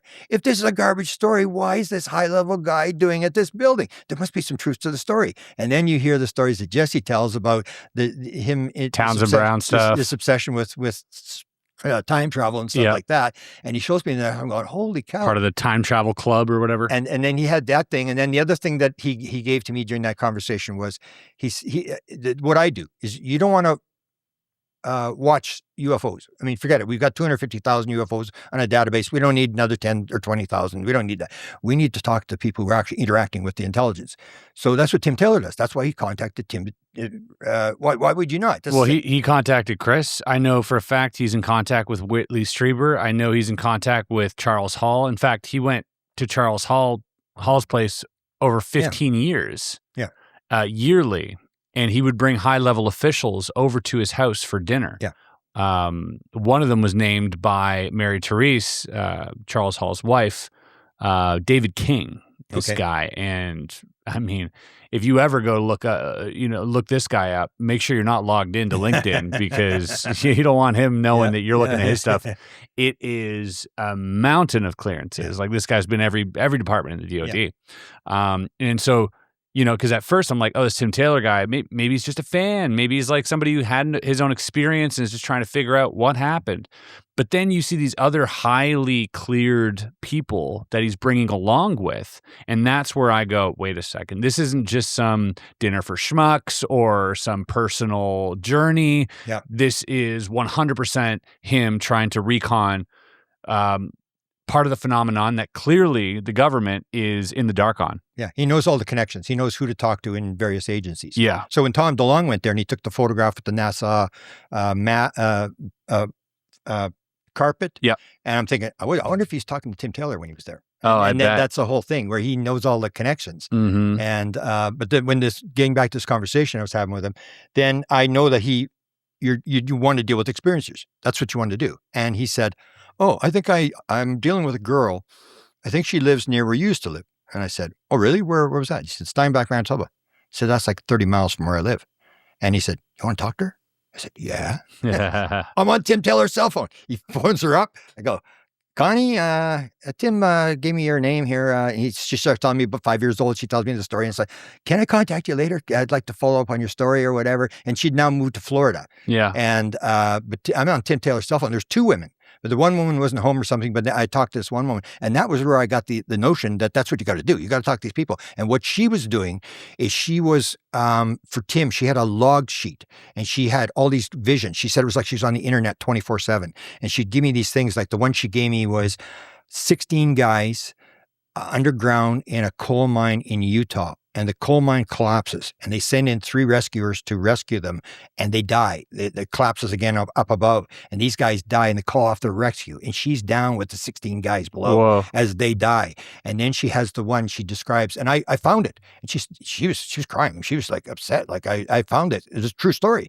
And then the other one she had and I found the actual photograph looked exactly what she was describing. She says, there's an upper rail in China. There's the 2 trains and they're on the same track. They're not supposed to be on the same track and the one they've hit and the one train is hanging off the track and there's a mountain in the background. And I found the photograph. Wow. And then she told the beings at one time, she said, I can't take it. Stop. I can't take it anymore. Yeah. Stop doing this to me. And she said it stopped for about a year. And then she said, I guess this is my role. Okay, let it go. But he was watching her and she was recording all the visions she had, all the experiences her son was having and stuff like that. And he was logging the same as he was doing. And there was something valuable there for him. He was logging that stuff. And that's what he realized. That's why I say, if you want to understand, you got to talk to people who are talking to the intelligence. Yep. Those are the people you got to talk to. Those are the people you could sort them out and disbelieve them. Yeah, sure. But you still got to get the messages. Because as I mentioned to you before, I actually had got into the channeling thing, and I got this guy. His name is Andrew Davis from 1847, 1848, who was channeling. And there's always a story that channelers are all different, the same as you see experiences. It's just anecdotal. They're all telling different stories or whatever. And you start logging them together,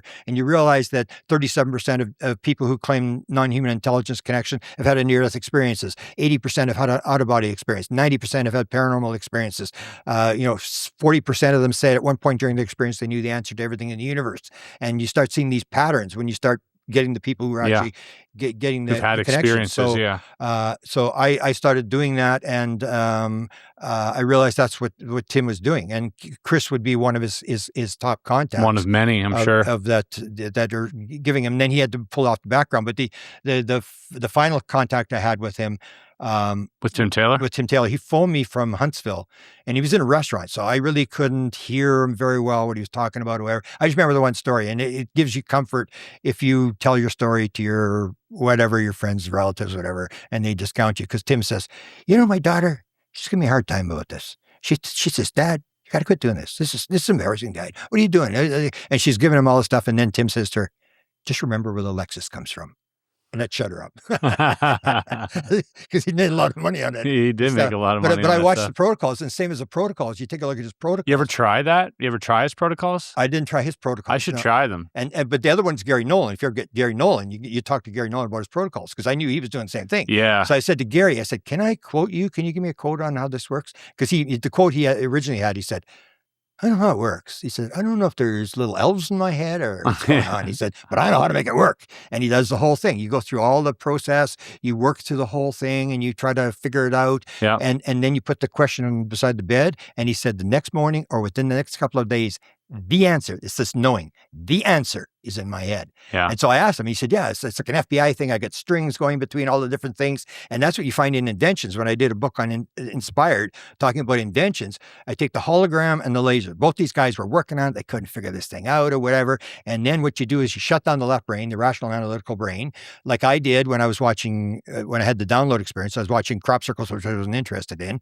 The left brain shuts down. The signal, suddenly you pick up the signal because there's no noise in the signal, you pick it up. And both the guys that were the hologram by Gabor and Towns, who got the laser, they're both sitting on park benches. And one guy was watching people play tennis, and the other guy was sitting there waiting for the restaurant to open, and they were quiet, and they weren't even thinking about their work, and all of a sudden, boom, it comes in their head, and they get up and run back to the lab and quickly write down. It's like shower thoughts. Yeah. And that's the thing. You're there just kind of letting your mind drift in this liminal state. And like you said, if you shut down the incoming noise, then you're amplifying, your receptor for this type of signal, or at least your connection to this cloud. So I wrote a book called Contact Modalities. We looked at 70 different modalities. And when you talk about a modality for people listening, what do you mean by contact modalities? Like, give me some some of the more fundamental ones. Ray Hernandez had the original. He's the one that came up with the term. So when I was on that lecture thing going down to Florida, Ray Hernandez his wife was seeing UFOs all the time. And he said, hey, you're crazy. She's religious and whatever. He's like, yeah, it's crazy, And then one time she kept repeating this, and these big, huge ships with stained glass windows in them and stuff. And he said, he's standing outside and he said, I'm waiting for a guy to bring, he's an IRS attorney. So this guy's bringing these tickets and he's going to write him a thing to get him out of court or whatever.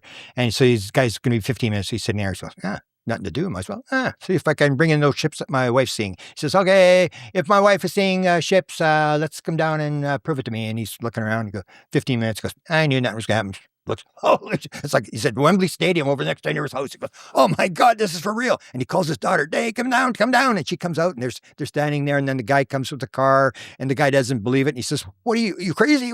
And then he says, and he says to them, he says, you better show them something better. They don't believe this. And all of a sudden the lights start twinkling and going all, and these people got in their car and they take off. So he came up with he looks up UFOs and consciousness. So of course my name pops up. He says, you can communicate with these things. You can actually pull them in. And I said, well, yeah, I know that. And he said, I need to know what's going on. I'm going nuts. I'm only sleeping 2 hours a day. I'm reading books on near-death experiences and quantum physics. And he's just talking a mile a minute. And I said, well, I'm going to be in Florida. I'm giving a lecture on consciousness. And you can come to the lecture and we'll have a talk. So he said, yeah, okay. So he texts his wife because his wife has no interest. He says, we're going to go on a second honeymoon. We're going to go. And they go, and he comes in, he says to his wife, tell Grandma what we saw. Tell Grandma what's going on. She goes, you guys, you talk too much about UFOs. And she walks away. And so we did tell the story. And then 2 days later, he's in a traffic jam in Miami, completely stalled. Nobody's moving. And he's sitting there listening to a NPR broadcast on a guy doing body fat. He's making art out of body fat. And he's going, that's kind of weird. And all of a sudden, boom, he's out of his body and he's up in whatever, some non-local reality. And this wheel is spinning around and there's these images. There's remote viewing, psychic phenomena, near-death experiences, mediumship, all this UFOs, all this sort of stuff. And the wheel is sort of spinning. And in the middle it gets the idea, it's like consciousness in the middle. And the beings say to him, Ray, you got to quit parsing this stuff. It's all the same thing. So that's my version of how this works is that you are at a level that we're in the bottom of the water. So you've done out-of-body experience. Somebody may do meditation, haven't experienced your meditation. So you're in the bottom of the ocean and it's dark. You can't see anything. So you have an out-of-body experience. You sort of float up into the water and you go, holy cow, there's something else here. And you see this fish and you go, what level am I on? And the fish goes, you're not on any level. You're in the water, you idiot. And it's like there's no levels. It's just the closer you get to the light, the more you can see. And certain people can get higher up in the letter than the others. That's interesting. And so this is what we had, this contact modality. You got to be able to shut down the left brain, the little voice that talks. Yeah. And once you can do that, and some people like trance channelers can do it. It's like music. Some people are good at it, and some people are really good at it. Yeah, maybe that's why that's how you also enter these flow states, right? Yeah. This creative state of mind where you're able to navigate your thoughts more clearly. But also late at night seems to be another one. Or some people even, will take medication or substance to get themselves to shut off part of their brain so they can, so they don't have anxiety, or so they don't think of all the tasks that they have to do at work. And it's in those times when those things are shut down that you're just kind of like in this liminal receiving state where you can have these ideas. And that's, I've got a tattoo here. It says Carpe Noctem. Like, I mean, this is, I know myself by now that at night when the rest of the world is kind of sleeping and when I'm just about to go to bed, it's in those moments when you're in and out of consciousness, sort of floating toward, and your mind's just kind of freely wandering, that you'll get these quote unquote downloads. And the best piece of advice that I can tell anybody is just keep a bedside notepad. Exactly. And write it down, because I guarantee you will forget it. You will forget it. You'll remember 1% of what you're, what you're I had thinking about. two major ones. I had one in 2012, Colin Andrews. And then I had one very long one in 2016. So I live in Winnipeg. It's pretty cold. This is fall. It's not winter yet, but it's cold. And I do a lot of walking. I walk about 4 hours a day. So I'm walking downtown. So it's about 6 miles. So it's quite a walk. And I stop at McDonald's for coffee, 2 miles into the walk, and I'm leaving, and all of a sudden it comes. And it's like this knowing, if you had the experience, get the pen out. And I had the pen, and I pulled it out, and it was like this knowing. It's like, write this down. And it was, the whole thing was 24 things. And it was like, you think it's this. And I've been told this numerous times. Everything that what you think it is, it's exactly opposite of what you think it is. Right. So it's the idea. Is it one? Is it physical? Or is it separate? No. Is it consciousness? Is it random, or is it pattern? Is it this? You think it's this, it's actually this. You think it's this, it's actually this. And it's the opposite thing. So I'm writing it down. I get about 14 of them, whatever. I take my glove off and I'm writing this stuff down, put it back in my pocket. I start to walk. I take about 10 steps, and that feeling comes over me again.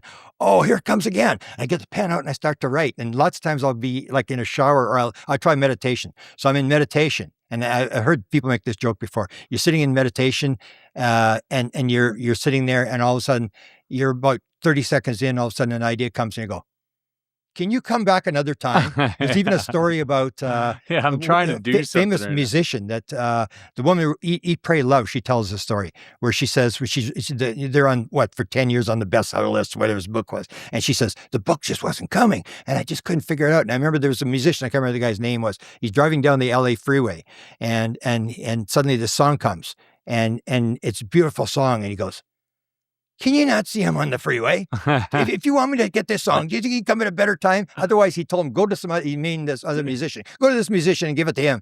And then so the woman that wrote Eat, Pray, Love, she says, so I thought, I'd try it. So I go, okay, I'm here.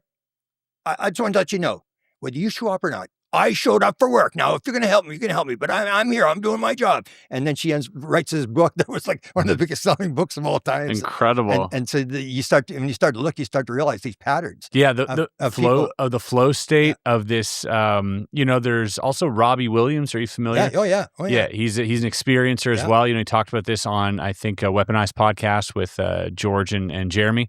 I've spoken to him as well. We remain in contact, and I'd love to have him on the show one day, but he's got this incredible story of him writing a song. And I forget which song it was, but he's writing a song, I think, in his LA home. And as he's writing this song, this orb suddenly starts to appear, this golden orb over the horizon as he's singing the song. And as soon as he's done the song, the orb goes away. And he does it again, and it comes back, and it goes away. And he does it again, it comes back, and he's like, hold on, I must be crazy. So then he drags his wife in, and she sees it. And then he drags friends in, and they see it. And there's this other phenomenon that happens afterwards. But point is, there are a lot of artists who experience not only these type of downloads, which leads to, a best-selling book or a bestseller or a hit song, but also have interactions with entities, whether it's in an astral state or in a physical state, or they see a craft. You even, go so far as John Lennon, one of the most inspiring artists of our generation. Like, this guy was, he was a game changer in terms of how people lived. He had his whole Newtopia sort of movement that he had with Yoko, but also, the song, Imagine, and this guy kind of changed the world. Yeah. And for him to say that he experienced things, makes perfect sense. Over here, Up there, I saw a UFO, and it went down the river,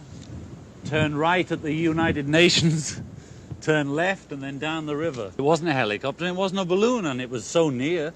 And it looked what, sort of round, white, just luminescent, and silent? Silent, and it looked dark, like black or gray in the middle, and had white lights, just looked like light bulbs, you know? Just going off, on, blink, blink, blink, blink, round the bottom, and on top was a red light. Are there another few names that come to mind in terms of artists in history that we might know that may have had these experiences? I've heard of Elvis. I've heard maybe. I can tell you a couple of really wild stories. So Would you like to take a break before? Or let's give another 15 minutes. Sure. Yeah. Okay. So anyway, this is how I did music. My father, I make the joke. My father would be rolling over in his grave, amazed that his son ever wrote a book on music, because my sisters are all musical. My mother was a church organist for 40 years. My father built theater organs. He could sort of play, but he wasn't, my mother was major organist. My sisters played in a group and stuff. And they sent me this for 6 months and then pulled them out. It's a waste of time. So anyway, I get a phone call. This is about 2014 from none other than Chris Bledsoe. And he said, and now I know he's the real deal. I mean, I had this experience with him with the dog. So he says, I got a message for you from the Guardians. I said, really? You got a message from me from the Guardians? Really? He said, yeah. I said, what did they got to say? He said, Grant, they want you to know the messages in the music. I said, well, Chris, you may be talking to the wrong guy. I'm a radio talk guy. I listen to podcasts. I have no interest in music. My father, everybody's interested in music. I have no interest in music. I don't listen to music. And he said, well, you should listen. The song you should listen to was Kashmir by Led Zeppelin. I go, whatever, Chris. He goes, how they drag you in. You start to realize, is this random or is this you being dragged in? They said, and the other one you should listen to is After the Gold Rush by Neil Young. And I go, Neil Young is involved with this thing? And he goes, yeah. I said, I live in Winnipeg. It's the one city in Canada where nobody wants to visit. Nobody. It's a nowhere. Neil Young grew up in Winnipeg. I said, you're telling me he's involved in this thing? He said, yeah. So I'm going to check this out. And so I checked the lyrics of After the Gold Rush. And basically, After the Gold Rush is he's sitting in a bombed up basement and everything's falling apart. The whole world's collapsing. And the silver seeds come and take the chosen ones to another planet. And the chosen ones is Yvonne Smith's word for the experiencers, the chosen. And when I saw that, I go, holy cow. And then suddenly I realized that all these other people, Flaming Lips, sang After the Gold Rush. Flaming Lips, the main guy on Flaming Lips, you can see videos of him talking about his experiences at the drive-in movie theater, and he's had millions of UFO experiences and stuff like that. He's a full-blown experiencer. And then I realized that Patti Smith, the first woman to sing on Saturday Night Live, she believes she's from another planet, which there's probably in my book, I think I named 12 people. John Denver believed he was from the constellation Lyra. And I started listing all these experiencers who sang After the Gold Rush. Dolly Parton, who has done a lot of talking about UFOs and stuff like that. And I'm going, these people are all singing the same song. Like, what is going on here? And so I started gathering all these songs, and I came across piles and piles, like people like the Eagles. The Eagles, yeah. Or what's the guy that had the child problem? Michael Jackson. Michael Jackson actually said he was afraid to put his name on albums because he said he didn't write any of this stuff. Or Yoko Ono saying it's like channeling, that the Beatles were channeling. They were channeling material. And then you have these synchronicity cases. And if you watch the Beatles in that documentary also, just kind of riffing and creating, you can't argue that there's something else in that room. These are things that we're going to be singing for 100 years or more. Yeah, because they didn't really get along with each other. No, they had a very different personality. Yeah, especially with Yoko but there. when you got into the tension. studio, then it was they started to flow. Absolutely. And a lot of musicians will talk about the fact that that's a flow state. That when they're there, they don't even realize what's going on. That they're just playing the music. Or the guy that came up with the drum solo, the famous drum solo. What was it called? He started surf rock. And Wipeout, the song Wipeout. Oh, yeah. He wrote the song Wipeout, and it was stolen by the Ventures. He said they stole a song from him. But anyway, and then you get the guy who was, I'm not a musician, so I don't remember these people's names, but I can give you a couple of bizarre synchronicity stories. They're one of I like synchronicity stories. So the one involves Yoko Ono and John Lennon. So Yoko Ono wakes up one morning in this liminal state, and she's got this song in her head. And They believe that they were the reincarnation of Robert and Elizabeth Browning. There's one of their albums that actually has them dressed up as Robert and Elizabeth Browning, poets from the last century. And so this song was Elizabeth Browning, and she phones up John, and he's in the Bahamas, and she says, "John, I got this song." And she actually puts on one album, and it's like, "Well, you're singing, well, oh my God," she's singing this song. It's like this screechy voice, and she says, "John, isn't that cool, John?" And he said, "Yeah, that's cool." She said, "Well, you should write one from a Robert Browning and we'll put them together." And he said, "Okay." He said, you send me the stuff. Because then in those days, just before he died, there's no, special delivery stuff. It's like, you got to mail it to me. So she's going to send it on a plane or whatever. It's going to take a couple of days to get to him or whatever. And he says, "Okay, send it to me." And then he phones her back in the afternoon. And he says, "You're never going to believe what happened. I was watching this movie and this song comes, one of Robert Browning's poems comes out, and this it's in this movie."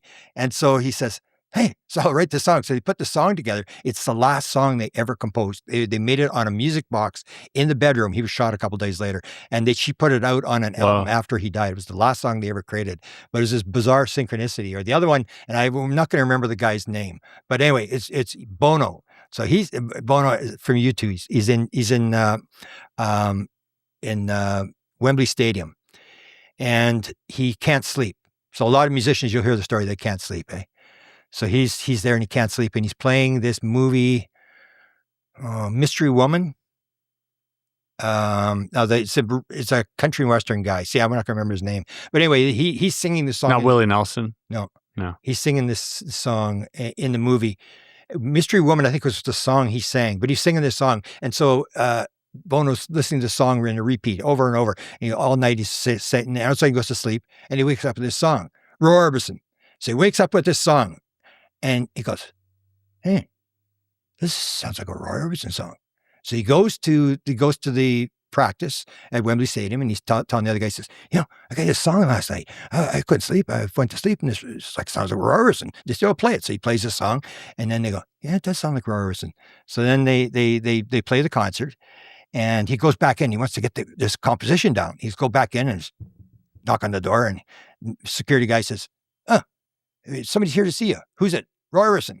He came from America to see your concert." Whoa. He goes, "Roy Orbison's here?" And he says, "Yeah." So Roy Orbison walks in. He says, "You guys are fantastic." He said, "I'd like to play with you sometime. Do you think you have a song we could play?" And Bono says, "Yeah, I think I kind of got one this morning." You hear these, and it's just, you can't make that stuff up. It's just so weird. And how many musicians actually believe that they're like there are musicians that also, that I've talked to recently. I think it was Dan Cleary who hit me up. Dan Cleary, who's also, a researcher, but he was also touring with a band. He was, playing music, playing guitar. And he would say that, sometimes they would just know. They were with the other band members, and they'd spent so much time together in that they were all on this frequency that there was like a telepathic communication between them all, knowing where they're going to go with the song. And you see this with jazz musicians who often riff. They're just playing, they're playing riffs. They're like, "Hey, do whatever you want." And they're following each other. But there's this beautiful meld that wouldn't happen if you were to sit there and try and structure it. It has to happen that way for it to be like a genius level, for it to be, I wrote down something people didn't know. I went and looked, and because I would do this big thing, I'm big into the right brain, left brain thing. That the left brain is creating the signal noise, and the right brain is the one that's in contact with the universe. So anyway, I wrote down how many musicians can't read music, like literally all of them. Yeah. And if you take jazz, and if you take blues, that was never written down. It's this whole idea is where's the song coming from? And if you try to analyze it, well, let's go here, this beat and that sort of stuff. It's this thing of waiting for it to come. And all these musicians, like McCartney says, "I've never played a scale, nor do I ever intend to play a scale. It'll ruin my ability to play." And they have no ability to write music. And Jackie Gleason had a band. He had 20 albums. He had a band. Wow. And he couldn't. Well, play. I know that. I've listened to his music. It's great. And he couldn't play, but he could play by ear.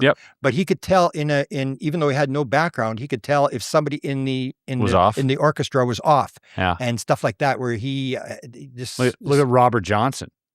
I mean, the devil, I list me and the devil, the crossroads, sure, all of that does seem like it was channeled as well. Like, I mean, he literally talks about selling his soul to the devil and all that stuff. Yeah, I list in the back of the book. I list all the songs that were created under 5 minutes. One of the famous musicians said, if it comes in more than 5 minutes, it ain't worth writing down. Right. and this idea, or how many songs came in dreams? Like the famous one is Yesterday by McCartney, where he wakes up in the middle of the night and there's a piano in the room and he goes, holy cow, and he sort of gets the chords, whatever it is, and then he goes around for a month.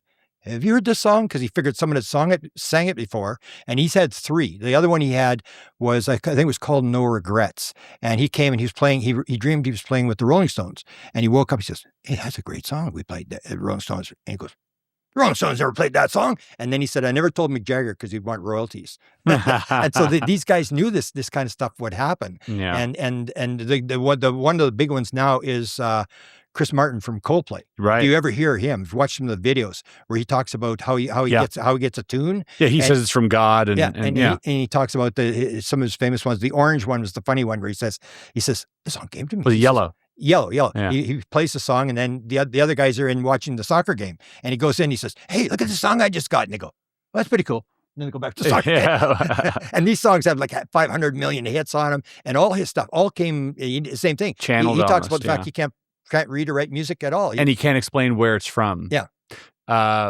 Magicians get this a lot too. As a practicing magician, I've put a lot of work into this. Actually, I have a talk about this as well, about the difference between sort of magic with a C, magic with a K, magic with a J. But essentially the idea that during these flow states, there's 3 ingredients that we have when, so basically magicians all around the world, we get to witness real miracles, but we won't tell the audience when they happen because that's what the trick's supposed to look like. But there are times during a magic performance when you're in this flow state. You can do no wrong. And that's what I mean by flow state. It's like everything, it feels like, is precognitive. You can just deal with anything. There's a knowing that everything's going to be okay, no matter what you do. And you'll even throw wrenches in the process to see how you deal with them. During performances, you'll try to trip yourself up just to see if you can get out of it. It's that type of, and then with that comes this confidence, this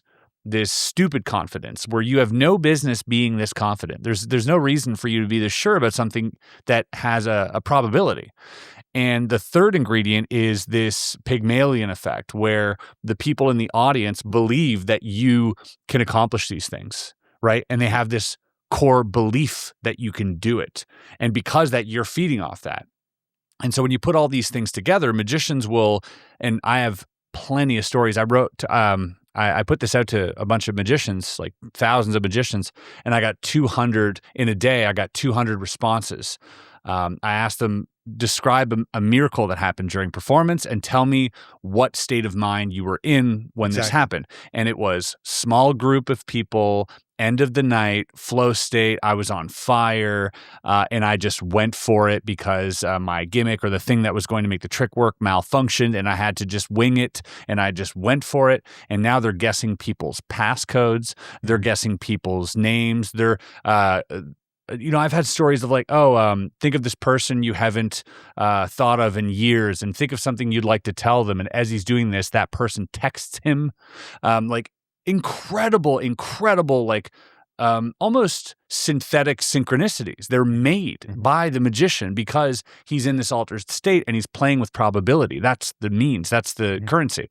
And so we have these things happen over and over and over again, and we don't tell the audience that they happen. If I guess your passcode, let's say I already, my trick malfunctioned and now I have to just and I actually get it. I'm not going to go, oh my God. I'm going to go, ta-da, right? And they're going to go, oh my God. But then I'm going to go see my magician buddies and go, you will not believe what freaking happened last night. It was insane. And so magicians tell each other these stories all the time. Yeah. And when I put that out there, I started getting responses from comedians. And so comedians on stage, they do crowd work. Yeah. And when they're in the throes of being in the flow state, they'll all of a sudden start going, you there, you look like a plumber. Well, I am a plumber. And then they'll start doing these like crazy, and they can't explain that either. Yeah. And so it seems like artists of all different genres brush up against this when mastery starts to be attained, even writers like yourself. So when you've been doing something long enough, you get into a loose state. Even fighters will say they don't know if it's deduction or if it's precognitive, like the punch is being thrown, where they can just kind of see them happening in slow motion. And I feel like everybody who attains that level of practice in whatever vocation they have or whatever, discipline they're training, eventually you hit that state. And in that state, you can start to interact with something else. Mm-hmm. And, your work with music and musicians, I mean, just really shines a light and on this particular phenomenon. Yeah. Do you think that this can be conditioned? Like, can you get better at this, you think? I think we're starting to learn. As you were talking, I was thinking, like, now we got these developments of whether you follow this telepathy tape thing. Yes, right. And I was dealing with her before it all became famous. And this is this whole idea that these kids do way more than just telepathy. These kids can speak foreign languages. They claim they're on this hill interacting with each other and stuff. So we're starting to learn more and more about how this process works. We realize, like, for example, with people like Bashar, when they did the test on his brain, he was high gamma. So that's a flow state. And that you're starting to see these patterns all over the place. And that you can learn from what they're doing, or the blindfold thing, to explain the mystery, to say there's something here that we're missing in terms of how can a 5-year-old kid see through a blindfold in 15 minutes and stuff like that. And I'm sure the government has been working on this forever. This whole idea about musicians or magicians. They worked on CIA. Yeah. Endless. John Mulholland, 1950s, wrote the whole book on, sleight of hand and subterfuge. And even I'm sure they've worked with people like Apollo Robbins, a world-class pickpocket, and, all these guys. That's the thing. But I'm sure mentalists too, they probably get a lot of calls from the CIA. Yeah. Yeah, and that's what they're using. If it's new, you don't reject it. You want people who are sitting on the edge who aren't going to be backed off, and go for it. And that's where, because the Russians are working on this kind of stuff, and the Chinese. Like, I know the story that Bob Emlinger told me that Hal Puthoff had contacted him about going and see the Chinese kids, and this is in the 1980s. Yes, that these kids. There's a declassified document about that where they were changing the time on watches, and they were teleporting things. Yeah, and the CIA was watching this very closely. Why would they not be watching this stuff? And that's the whole thing. And Bob was supposed to go, but again, his wife didn't want him to go with Alan Sandler. She figured he's going to get in trouble if he goes to China with Alan Sandler. So he never did the documentary, but Hal had sort of briefed him on what was going on in China, all this kind of stuff, and figured like he's the exact guy that was into the paranormal who could do a good documentary and bring the stuff forward. So you can imagine where the government is. I don't know. Did I tell you? I mistold you. I told you before, but I told the story about the rat brain thing. I always tell the story about the rat brain thing. We haven't talked about it. Where they take this guy in southern Florida. So this is 20 years ago, and it's 2004. This guy takes 20,000 neurons from a rat brain, and he puts them in a petri dish, and he wires the bottom of the petri dish into a F-22 simulator.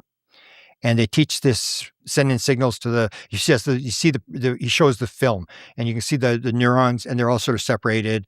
And then a day later, they're all sort of joining up together. And third day, they're all talking to each other. It's like a little brain. Then they put the wires on there, put it in, and they teach it by sending low signals in to keep the plane and signals this way. And eventually they teach the 20,000 neurons to fly the simulator. And then they take the simulator and they get wind conditions and thunderstorms and high crosswinds and stuff like that. Just keeps flying. And that's the thing is, so if that is the technology that you've got 2004, and that's white world technology, imagine what the DARPA's working on. No, that is absolutely the next generation of AI. Yeah. And that's biological. Where I go. It's biological. And that's why I say with the craft. So I wrote the book on the 36 witnesses that came to me flying the craft. And I remember the first woman that came to me, because I had to download February 26, 2012. So I give a lecture in Phoenix, Arizona the next year.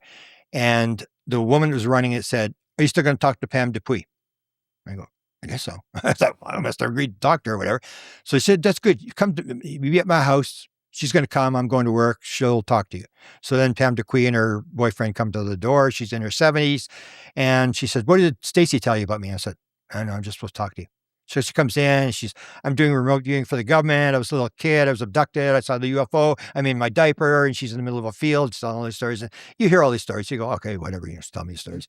And then she's going on about an hour later. She says, yeah, and I was flying the craft last night. And I go, what? You were what? And she says, I was flying the craft last night.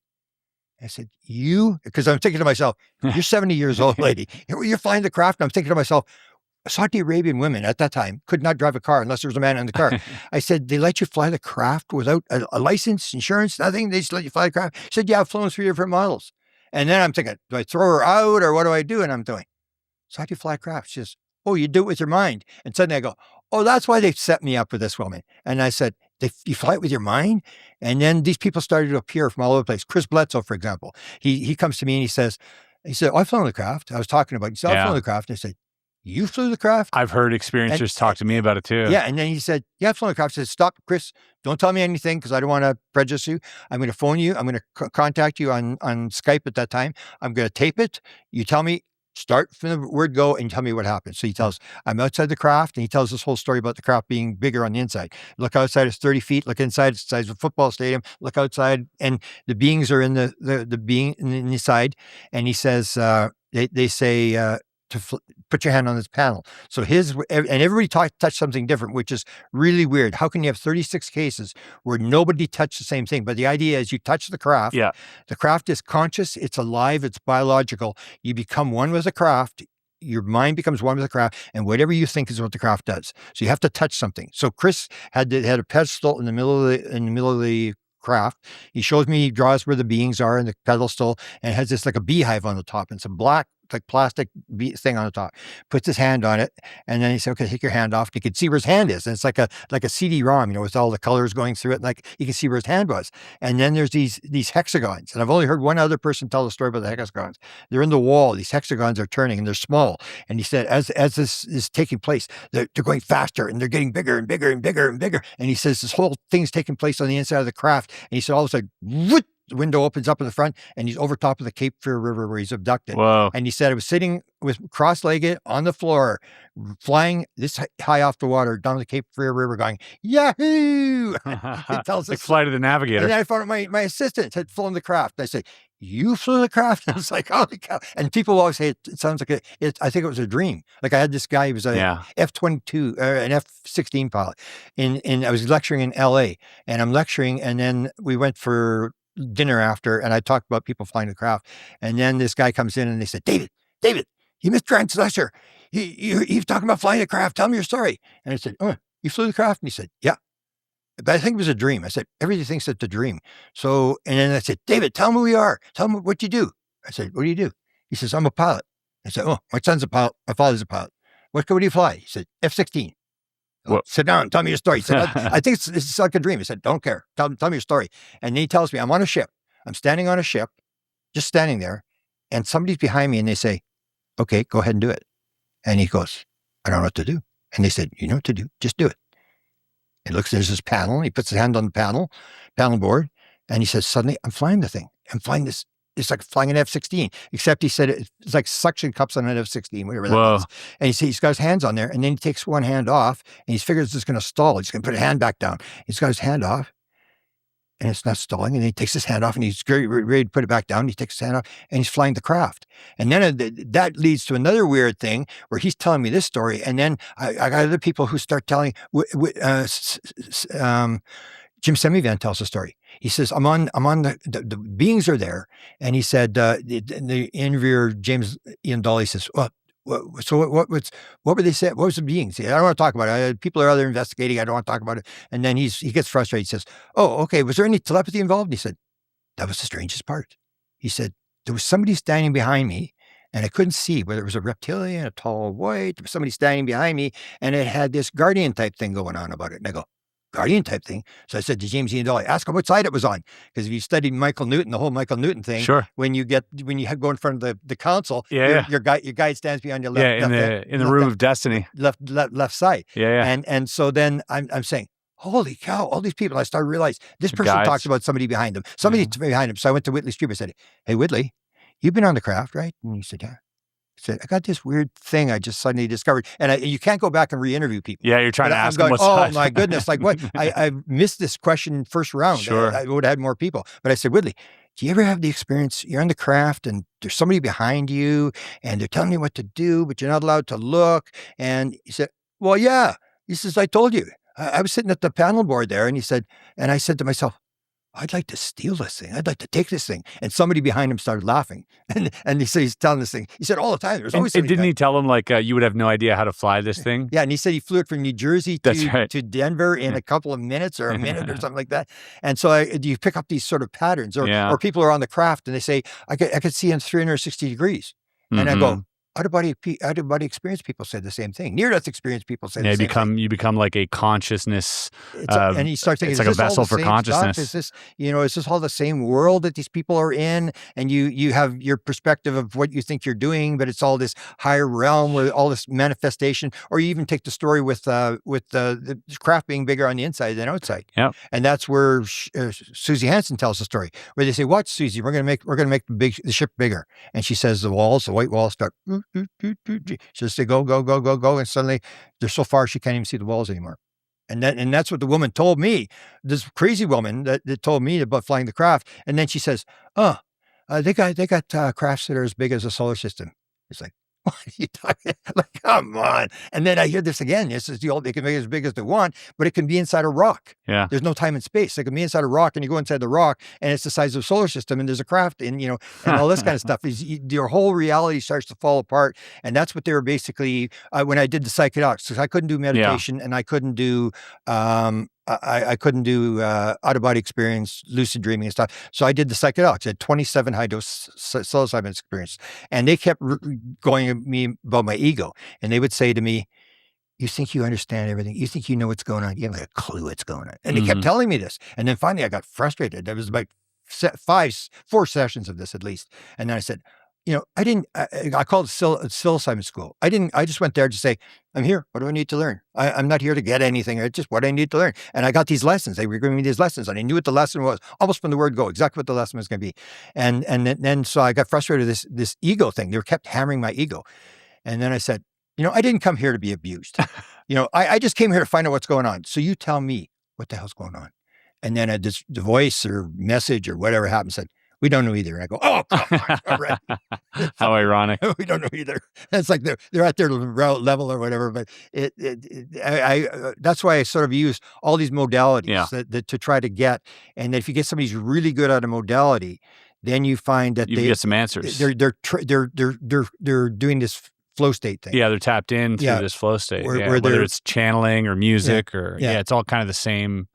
I see. Yeah, you're looking at different modalities here. Yeah. And you can get some pretty weird stuff in terms of one woman who just goes into a trance and claims that Leonardo da Vinci is going through her and her hand is drawing and she's asleep or stuff like that. And there's no way you can explain that to a lot of people also who, even a friend of mine, Jordan Crowder, he's big into consciousness and he says his whole book was written that way. He's like, I don't remember writing 90% of my book. It was just kind of like that all the time. Writes itself. Has that ever happened to you? I mean, you've written a lot of books. Is that? Well, I get the inspirations for writing the books. So the inspirations like a muse come to you as a download. It's usually a synchronicity. Like Chris was the thing where he gives me the phone call. I see. The Port book was where it was a bizarre synchronicity where Jeffrey Mishlove is interviewing Stanley Krippner, who's the longest living parapsychologist. And Stanley Krippner's talking about stuff that falls out of the ceiling. I remember Ray Hernandez, the first time I asked him, we're at LAX and we couldn't get a Uber. And I said, Ray, you got 4,200 experiences. Who's your best guy? He said, well, Alberto's the best guy. And he's got these ports. And I go, ports? What are you talking about? And he said, oh, these are ports. These things that fall out of the ceiling. He's got this big sword. And I'm like, he's got a sword. It's like, and he shows me this, he's got this wall of all these shelves of all this stuff, all these reports, things that are falling out. I go, this is the weirdest thing I've ever seen in my life. And then I go to this conference and that's when they play with my PowerPoint. It was the most paranormal thing that's ever happened to me. I'm going there and you go take your PowerPoint before and you make sure the speakers are working and your sound is working on your slides and stuff like that. And I go there and all the slides are doubled up. Slide is sideways. They're squished. They're pulled. And I'm going, what is going on here? And I just took it out, I put it on the thumb drive. So I go back, clean off the thumb drive, put it back in. I look at the computer, everything's perfectly normal, put it in, load it again, go back.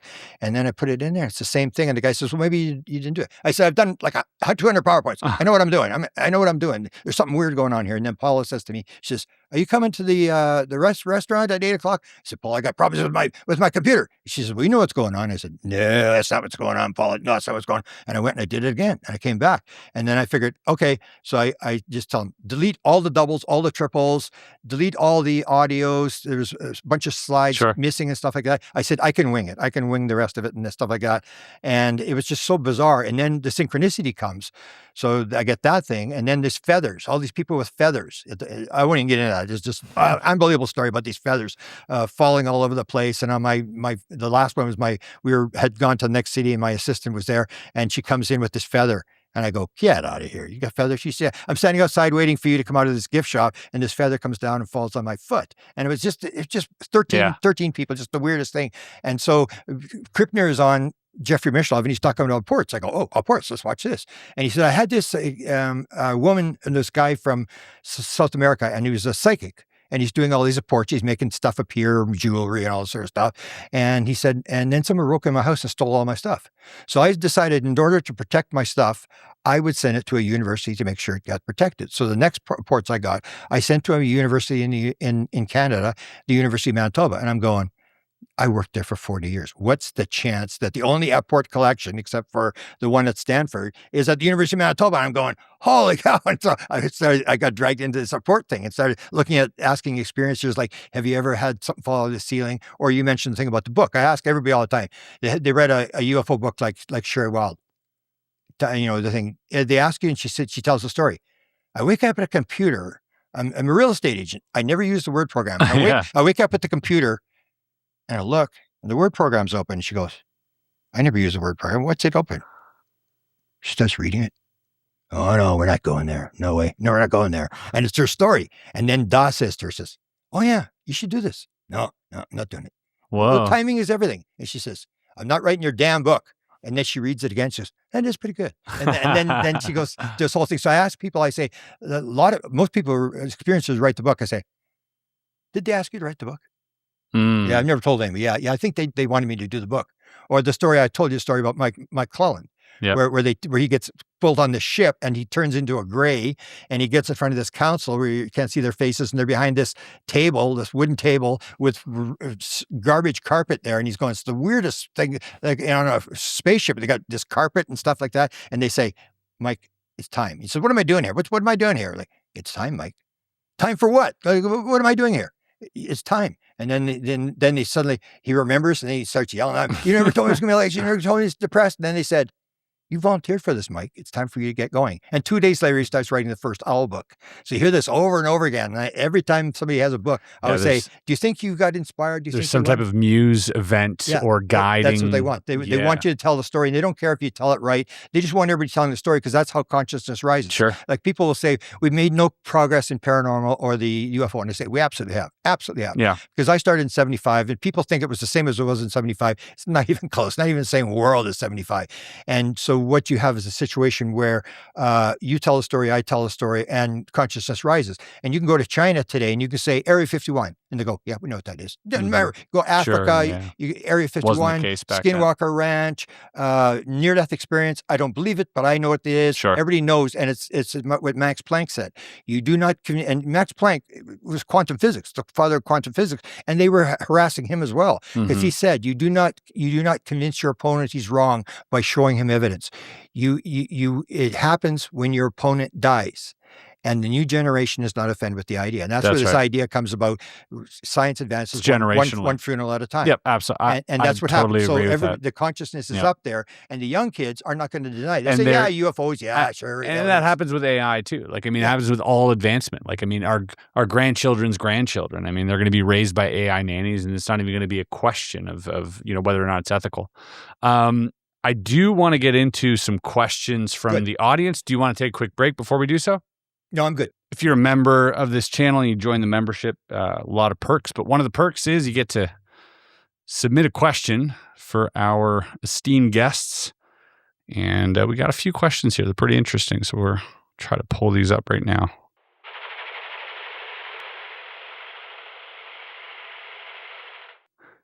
So Gina asks, what's the most interesting non-physical aspect of the phenomenon you've uncovered in your research? Like the single most interesting non-physical aspect. We've talked about, obviously, the synchronicities, the flow state, the interactiveness with this, consciousness existence. But what's one aspect? Okay, one thing I'd spell out first is that it's all one thing, rather than it's the Tao that can be named is not the Tao. Once you call it a noun, it's wrong. It's all a verb. It's all connected. It's all one thing. So it's a different level consciousness. It's like when you had your out-of-body experience, you're floating above your body and you look back at your body and you say, is the consciousness in the brain? No, it's floating around the room here. Where is the brain? It's in my consciousness. The body's in your consciousness. You're looking at it and you look out the window and where's that? It's in my consciousness. This idea that there's no separation. I think the most amazing thing I have seen that should change the world is the telepathic children. I mean, Emma, what's her name? Haley was the first one I saw that just blew me away. And this was Diane Hennessy Powell's first girl, where she hit 162 numbers right in a row. First time she got 7 wrong. And then she said, well, you got 7 wrong. And then Haley went, boop, boop, corrected him. Boop, boop, boop, and 162 in a right. And there's no way that's going to happen. Or you take a look at the kids now that are being tested at Stanford, at Harvard, University of Virginia. There was 6 universities offered to do these kids, and it hasn't caught on. That's what frustrates me in the field is you get this stuff and you go like, wow, the world has changed. And like, nobody pays any attention. They just go, oh, did you see any UFOs lately? Any photographs? And it's like, do you hear what I heard? What I said? And this is these kids that they can go 20 for 20. 50 for 50. You put when these experiments are triple blind. So you're the experimenter. I'm say the mother. So I'm in one room, the kid's in another room, and you're in another room. You give the target, it goes to me, I think of the target, and the kid goes beep, beep, beep, beep, beep, and we'll never make a mistake. Why haven't they made any of that public? They have. Well, it hasn't gone anywhere. That's what I'm saying. It's so frustrating. Yes, but I mean, like, we can't see any of that. We don't see any of that. I've interviewed the one girl with the blindfold, 4 blindfolds sure, where she's going. But I want to see the tests under test conditions. Like it's a very, very important distinction for a magician. Yeah. When it's done at home with a podcast versus in a Stanford lab. The daughter, they said I would get the first interview with the daughter, and then something happened. And but these tests were done. Now, I'm not sure why. I would love to see them. The tests aren't coming out. They were done at Stanford, and apparently these guys were just totally blown away, and by these children with under these triple. They need to release this. Well, I think. Well, yeah, that's the thing. That's why we're not talking about it. Yeah. I agree with you. That's the stuff that just. That is insane. Amazing. And you see these kids and like they have like the ones with the people say, well, they're faking it. Well, you have 100 kids in India. There's a big Indian institute that does this. And you have these kids and they're all sitting there and they get the target and then they're walking around and these kids, you can see their targets and they're all like, most of them are hitting the target. And like 100 kids at 5 and 6 years old are faking this. And then you're going like, why is this not out there? It's like just amazing. Like just recently they got the ones with the telepathy tapes, which was the number one podcast at one point. Of course. But the thing was that it went into these labs and they were supposed to release, the testing was supposed to be done at the end of by Stanford. October. Stanford was one, and I heard University of Virginia because they do the near-death, the reincarnation stuff, all that kind of stuff. But it hasn't come out. I mean, it hasn't. They've done demonstrations at Contact in the Desert and stuff like that. I've seen those. I was there. I was literally inches away on stage for those tests. What I saw there didn't convince me. I'll be honest. That was telepathy as a magician. Just knowing methods. One of the reasons for me personally, and this is, again, I'm not here to throw a wrench in the process because I want it to be real. I really want it to be real. I think this is amazing and this would be leaps and bounds for us understanding consciousness. But in that moment, when there was like the mother holding the paper for the child to like touch the numbers on, I had asked on stage, I said, can someone else hold the paper? And the answer was no. I was given no. And then I said, okay, can we put the paper in a stand? And she said, no, we can't put the paper in the stand. And I said, well, see, these are the type of things that I fight against as a magician because I could be cueing you subtly. And the child wouldn't even, she'd be none the wiser. She'd just be thinking, oh, I'm making my mom happy by getting these things right. And so there needs to be proper testing of these things in proper conditions, and those tests need to be public. They need to be released. There's no reason we should be hiding them. The only reason I can fathom that we're hiding these tests is, one, they failed, or two, somebody doesn't want them out there. Like, those are the two options that I can think of, right? Otherwise, it's just a benefit. It's a net positive for everyone if we release these. So I would encourage, like, you could go in and offer to do testing under controlled conditions. Yeah. To see if anybody goes for it. Because there's so many kids that have this ability to do this. Yes. That are claiming through their parents. And then the one kid's got a blanket on his head and, this kind of stuff. And I would agree. I mean, if they're not making them, because that was the thing. I talked to them just as the tests were ending. They said, well, we can't let you interview the daughter until the tests are done. And then I waited, and then nothing happened. So, but I mean, if that kind of stuff, if you get that, if the kid is talking another language. Yes. I mean, that's pretty Or learning. Yes, absolutely. I agree. But again, these are stories until there's some type of, like, you might have seen these happen in person, and some other people may have as well, but until they're documented properly. But the question is, are you ever going to get to the bottom of it? Because that's what Max Planck said. You're never going to convince anybody by showing them evidence. You're never going to convince the skeptic. Right. They'll always come up with an alternate explanation. It's not until those guys die that the new generation says, yeah, this is real. So there's a balancing act between getting it out. I do think and so. trying to convince, say, Nick West or something, because he wants to do a big podcast and expose it, or the New York Post or whatever. I understand that, but I also understand that, having a peer-reviewed study by people at Stanford. But again, I brought a peer-reviewed study. I'm doing the experiment with the soul thing, and then they said, "Oh, you got to do a peer-reviewed study." They moved the goalpost. I'm not going to do a peer-reviewed study. I'm not an academic. Yeah. So, and if I got the peer-reviewed study, who's going to be on the peer? I mean, the Roman Catholic priests that are running the show here, the stuff like that. No, you're right. You make a valid point. As a magician, I have no choice but to be skeptical, because I'm aware of how to trick people, right? I am aware of methods. And until I can eliminate the methods that I'm aware of. Have you brought this up with Kai Dickens? I brought it up with Dr. Diane Powell. Okay. Yeah. And what did she offer to? She was a little reticent. No, I talked to her in person, and then I emailed her a few times about my concerns with what I had witnessed. Yeah. Because I'm not out to. Because she should be willing to point fingers, and she was at first, but then she assured me that she was having the tests done under strict Stanford guidelines and sort of variables. But I responded, with all due respect, as a magician, I can fool the pants off every one of these scientists, and that's my job. Yeah. It has been for a very long time. I don't care who you are. To you. I would say. I mean, if you need somebody with the knowledge of how not to that you're going to run the test, but you give the advice. I can give you variables that should be eliminated, and there are a lot that clearly scientists are not aware of, and that's why magicians, that's such as like Oz Perlman or all these other famous magicians, Darren Brown or whatever, are popular because if people started figuring out, they would have no job. So obviously we have methods that no one else has, and we have to keep those secret, but I would be willing to impart that knowledge. Yeah, you should be listening to you, because I mean, that is a balancing act. Whereas the other thing is, like, if I run my experiment, then the experiment I'm doing right now, I would never let a magician do the second reproduction, because I know exactly what's going to come up. Right. And so it's this balancing act between taking that advice and having someone oversee, but and just apply it, but not allow the magician to touch the. Correct. Absolutely. Yeah, I would be happy. I'm surprised that you didn't get taken up on that offer, because that makes sense. Because if you're going to run these experiments, you're going to make it public like right now, and everybody's going to say, well, this is the explanation. Yeah. They've done all that work for nothing because they didn't address your concern. Exactly. And I would be the biggest champion of it. Yeah. If they did take the advice, then I would use my platform and everything I know to help push this into, people's onto people's screens and into their consciousness. I think it's really important. But until then, I can't get behind it. And everybody would be quoting you now. Yeah. All the skeptics would be quoting you. This is what they're sure. And they could do so with confidence, and I would be happy for them to do so. But until then, I think that's partially what James Randi set out to do initially, although he did it in a very negative way, which I don't agree with. I think if you come into something believing that it won't work, that sort of Pygmalion effect might have an adverse effect on the conditions itself. I think that if we're dealing with consciousness.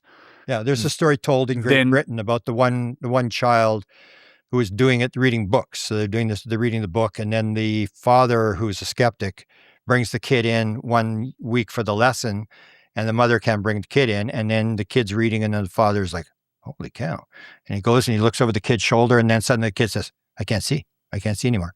And then the instructor says, could you move away, please? And he takes a couple steps back. Oh, I can see again. And it's this idea that there may be a minefield. There might be. Yeah. So, yeah, you definitely have to consider all these weird things. Everything into it. I mean, to reject something from someone like you who's an expert on magic, I mean, that just blows it out of the water in terms of where are you going to go? Because everybody's just going to say, well, you didn't cover this corner. Exactly. She actually had that problem before where she did the Haley one, where someone said, oh, there's a tape recorder behind her telling her what to do.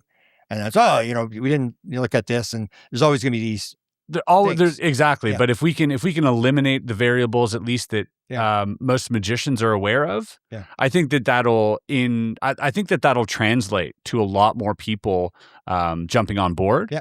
But people are smart. People will, they'll try to poke holes in things no matter what. Like I can show you after this podcast, I have probably on that shelf, probably 3 or 4 books that deal entirely solely with how to peek through a blindfold. And so until I can eliminate those methods, I can't be entirely behind it. But if you can eliminate them, like for me, the blindfold thing, I think is very interesting, but I also think it's very performative. Like it feels vaudevillian to me. Whereas if you just put something in a box, it would eliminate all my concerns. Yeah. Why do we need fabric? Why can't it be a metal box? Like, what's the difference here? And if we can't answer that question, then I have to question what you think consciousness is. If you think consciousness can't see through metal but can see through fabric, I don't think we're talking about the same thing. So, I'd like to address things like that. And if we could get past that barrier and prove to people that this is real, I will 100% be the biggest champion of it. And I would love that. I would love the opportunity to help out with that for sure. All right, let's get to another question here. This is an interesting question too. I've pondered this question myself.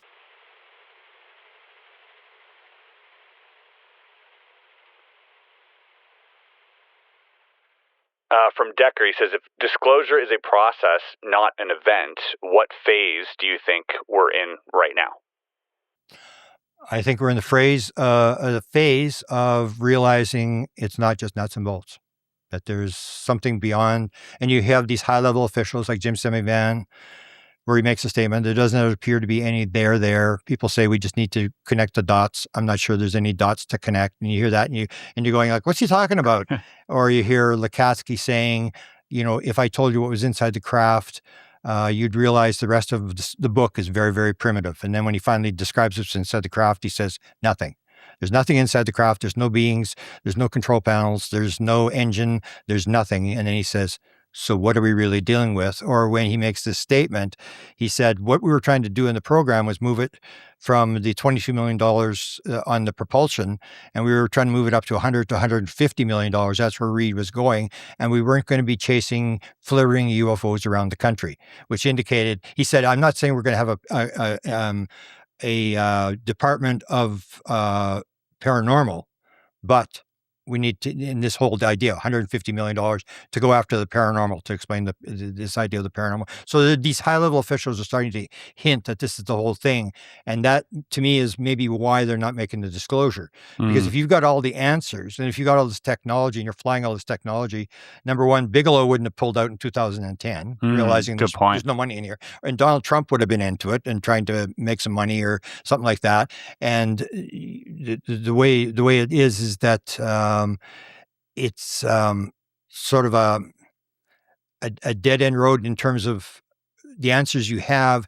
And if you don't have the answers, as I predict what's going to happen now, it's going to be 1,000,001 questions and you're never going to end. It's like the Epstein thing. You're never going to be able to answer all the questions, another question, and just going to keep going. And they may not have the answer. That may be what the cover-up's all about. So do you think for people looking into, disclosure or people being interested by this stuff, that they should stop trying to follow perhaps like the legacy retrieval type path and look more into what these privatized government contractors are doing and where their money is going in terms of psi research?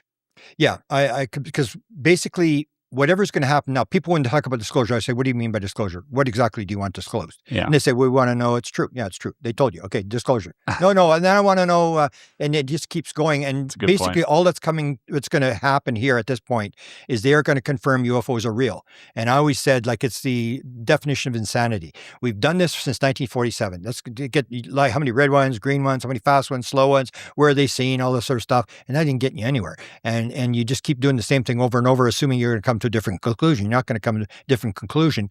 And all we're going to prove here with the Trump thing, if they release the documents, is yes, as Obama said, yeah, there are aliens. And number two, yeah, there are UFOs, and they are here. Beyond that, we don't know anything. So it's this physical part that they're going to reveal is true. That's disclosure, but we've already got that already. They've disclosed the physical stuff is real. Yeah. It's the other part of the thing as to where they're from, what's actually going on, how do they get here? How does it interact with us? Yeah, all that kind of stuff. Yeah. I don't think they may have the answers at a very deep black ops level. Right. But that's why I think why they're doing these disclosure things, where they're allowing people like Lakatsky to come out and tell these stories, where they take true information, they surround it with disinformation, they put it out, and they're sort of moving the ball as you know, this whole story where Chase Brandon said in 2012 that was his job at the CIA. He was the Hollywood guy. So if you were doing a movie on the CIA, he'd go to you and say, hey, you're doing a movie on the CIA. Have you ever been to the CIA? Would you like to go to the CIA? We could show you around. You would be more accurate, and then they'd try to direct the story. And we have to direct the story sort of away from the fact that we've already discovered, yeah, this is real. I mean, almost nobody really denies this. And there is a physical aspect to this thing. These things can, as they can with... instantiate in any physical form. But you may even get consciousness on that end, because in consciousness in our ports, like Leslie Kean, when I interviewed Leslie Kean, the co-interviewer said, what do you want to ask her? I said, I'm only asking her one question. Was that hand real? And then so she came on and said, Leslie, tell me about the hand. Did you actually touch that hand? Yeah. And she describes, and this is the whole thing, that they can manifest a hand, they can manifest a ship, they can manifest whatever they want. Yeah. They can lower it down into physical thing through ports and manifestations, and then they can make it disappear again. And that's what Leslie said, who's the one that wrote the New York Times article where she said, I've seen it 4 times, where the ectoplasm comes up on the table and she's there and the hand is there and she's touching the hand. I can feel the tendons, and it's soft, and it's like and then it bangs on the table and it goes back down and stuff like that, which gives you the idea, if it's true, that these are dead people manifesting this stuff, then what can aliens who are 1 million years more advanced than us, how would they develop in order to manifest stuff in our world and to change? Or is all of that the same phenomenon? Yeah, right? It's all just different levels of the phenomenon. Yeah, are we dealing with some type of system that can instantiate in any form to interact with your consciousness? Yeah, So you know, if you're a religious person, you're going to see an angel. Yeah, that's what Kit Green actually says. And if you're Kit Green actually says that. exactly, and that's what Jacques Vallée, they've done the talks tests. about as well. Established. Where, like, if you're fearful of monsters, you might see some giant insect or something. And that's the same thing happens in lucid dreaming, where they say if you see a negative being, go towards it, give it a kiss and a hug, and say you love it, and it'll turn into a positive being. That's right, because you're the one that's manifesting. Instantly manifesting it. And then you get the thing with Sparks, where Sparks talked about the ability that they may have. He was one of John Mack's first clients, and he talked about the fact he's got to come up with the idea of screen imaging, that they can screen image, and they'd come and they come in a military uniform, and he goes, "You're not fooling me. I know you're screen imaging. You're not fooling me. You haven't even got the right uniform on." He said instantaneously, as he said that, the uniform changed to the right uniform. Instantaneously. Well, that's interesting too. This is a really interesting thing, because now it becomes, and this is where I get a little confused by this whole thing, because we go from this, what seems to be like a predictive event, to a reactive event. And it's really interesting, because we have nuclear silos that house these warheads and these ICBMs or whatever it is, or even these places that mine uranium or plutonium, and you have these crafts show up, right? They show up after Hiroshima. They show up, you know what I mean? Like, they're showing up as war is unfolding. They're showing up reactionarily. Like, they're reacting to things. They're not predicting them. And to me, that signals that there is something that they don't have control. There is free will is very much on the table, it seems. and that they're only trying to course correct free will rather than predict it and stop it. They see it happen and then they react, just like you said. The shirt changed after instantly. Yeah. But there is a portion of free will there. Yeah, they have to allow what the Canadians were told. What I heard that Wilbur Smith had told, and I heard the story from the first head of MUFON. Forgot his name, but he told me that what Wilbur had told him, Wilbur's in contact with an alien, that they tried to land at Suffield, Alberta, and all this kind of stuff, and Prime Minister Saint Laurent knew about and sort of rejected. And what he said that AFA told him was, if there's a nuclear exchange, we can stop it. We can take the moon in front of the entire world, split it in half, and put it back together in front of the entire world. Other than that, we will allow the human race to stew in its own juices. Yeah, wow. That's the only thing they're not going to do. Is the idea, like, why are you here? And that's what it comes down to in the UFO thing. To me, is it really doesn't matter. The question is, where did I come from? Where am I going? And if you're a Newton person, you get into that thing. They ask you one question when you leave: how to work out? Because you planned it. You planned you're going to do this, you're going to do that, and did it work out and stuff like that? And so the idea is, where did I come from? Where am I going? What did I agree to do when I got here? Whether it was love, envy, whatever, and am I doing it? And whatever anybody else is doing is totally irrelevant. And so that's to me is the sort of the bottom line of this whole. So you believe in the whole Michael Newton sort of, yeah. That was one of my 5 big experiences of my life. I was floored when I first heard that. I saw him lecture, and I was like, oh my God. You saw him lecture. I spoke with Paul Arand, who is the successor to the Michael Newton Institute. I've devoured, Journey of Souls, Destiny of Souls. Like it is one of the most sort of plot hole filling, I guess, theories out there. You know what I mean? And the fact that it's composed entirely of hypnotic regressions from other people is just fascinating. And yet if you start looking, it's still that thing where we're composing our own universe, because now there's a new guy. His name is Castle. Father Nathan Castle. I don't know if you ever heard his stuff. No. He's had 500 dreams. He's a Roman Catholic priest, and he gets these dreams. People come into him in the dreams, and they say, this happened, and so then he gets his prayer team together and they talk. And he's a channeler. He says, I can't use the word because the Roman Catholic Church doesn't like it. Yeah. And so he talks to these people, and they're basically in a purgatory.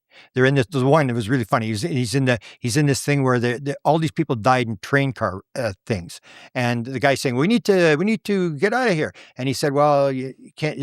There's a boulder in the middle of the track. We can't get out of here. And then so he says, well, can't you sort of get all the people and push to the thing? Nope, not. He says, well, I'll see if I can get a front end loader. And then the guy says, well, golly gee, here comes a front end loader. And then they talk to him, and the guy says, okay, you got it. And he says, well, make sure you bring me the instructions how it works, in case I know how to work. And he's talking to this guy, and he's got 500 cases like this. But it's all this purgatory. They're helping him move on. Where these people are in this sort of liminal state, and the spirit guide send this person to him. If you ever listen to Nathan Castle, listen to his things. He has 500, and he's done this. He's written 3 books on it.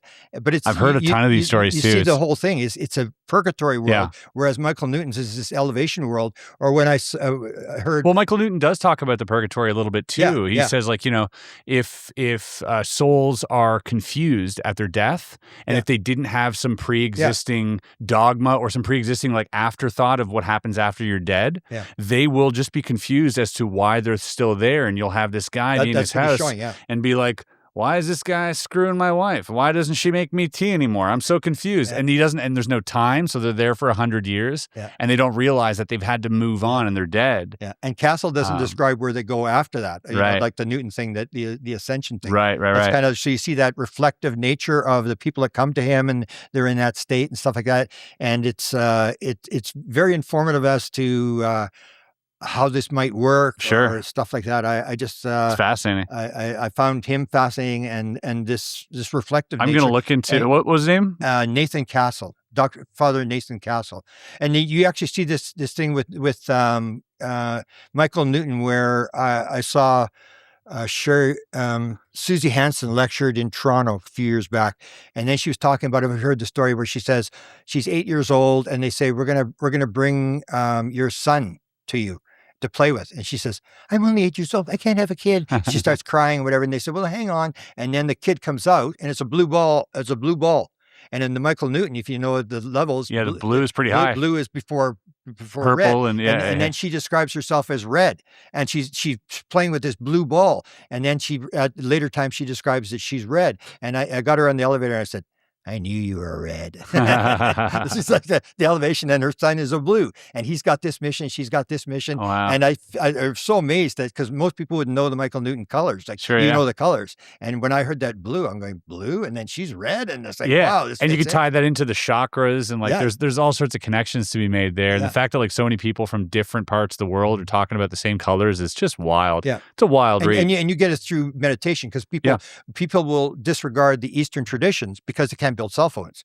But now you take a look, their 3,000-year-old traditions of what's going on are coming to be true. And how do you get that? You get it through a contact modality. You sit in a cave for 3 years and cut off everything, and suddenly you're in the field and you're getting all this material and you're pulling it down. You don't have to build a cell phone, but you know how the world works. Yeah. And now their world, even the guys that were before World War II, all what people don't know, all the physicists before World War II were idealists. They all believed this idea that consciousness is primary. And it came to World War II, that's when the whole thing about shut up and calculate. We're building weapons here. Let's forget about that kind of stuff. Yeah, war does that. But you have that whole idea that they were all into Eastern traditions. They were talking to the Indian guys. Well, after the 30-year war at 1648, you had this pouring in of because after that war was basically what stopped.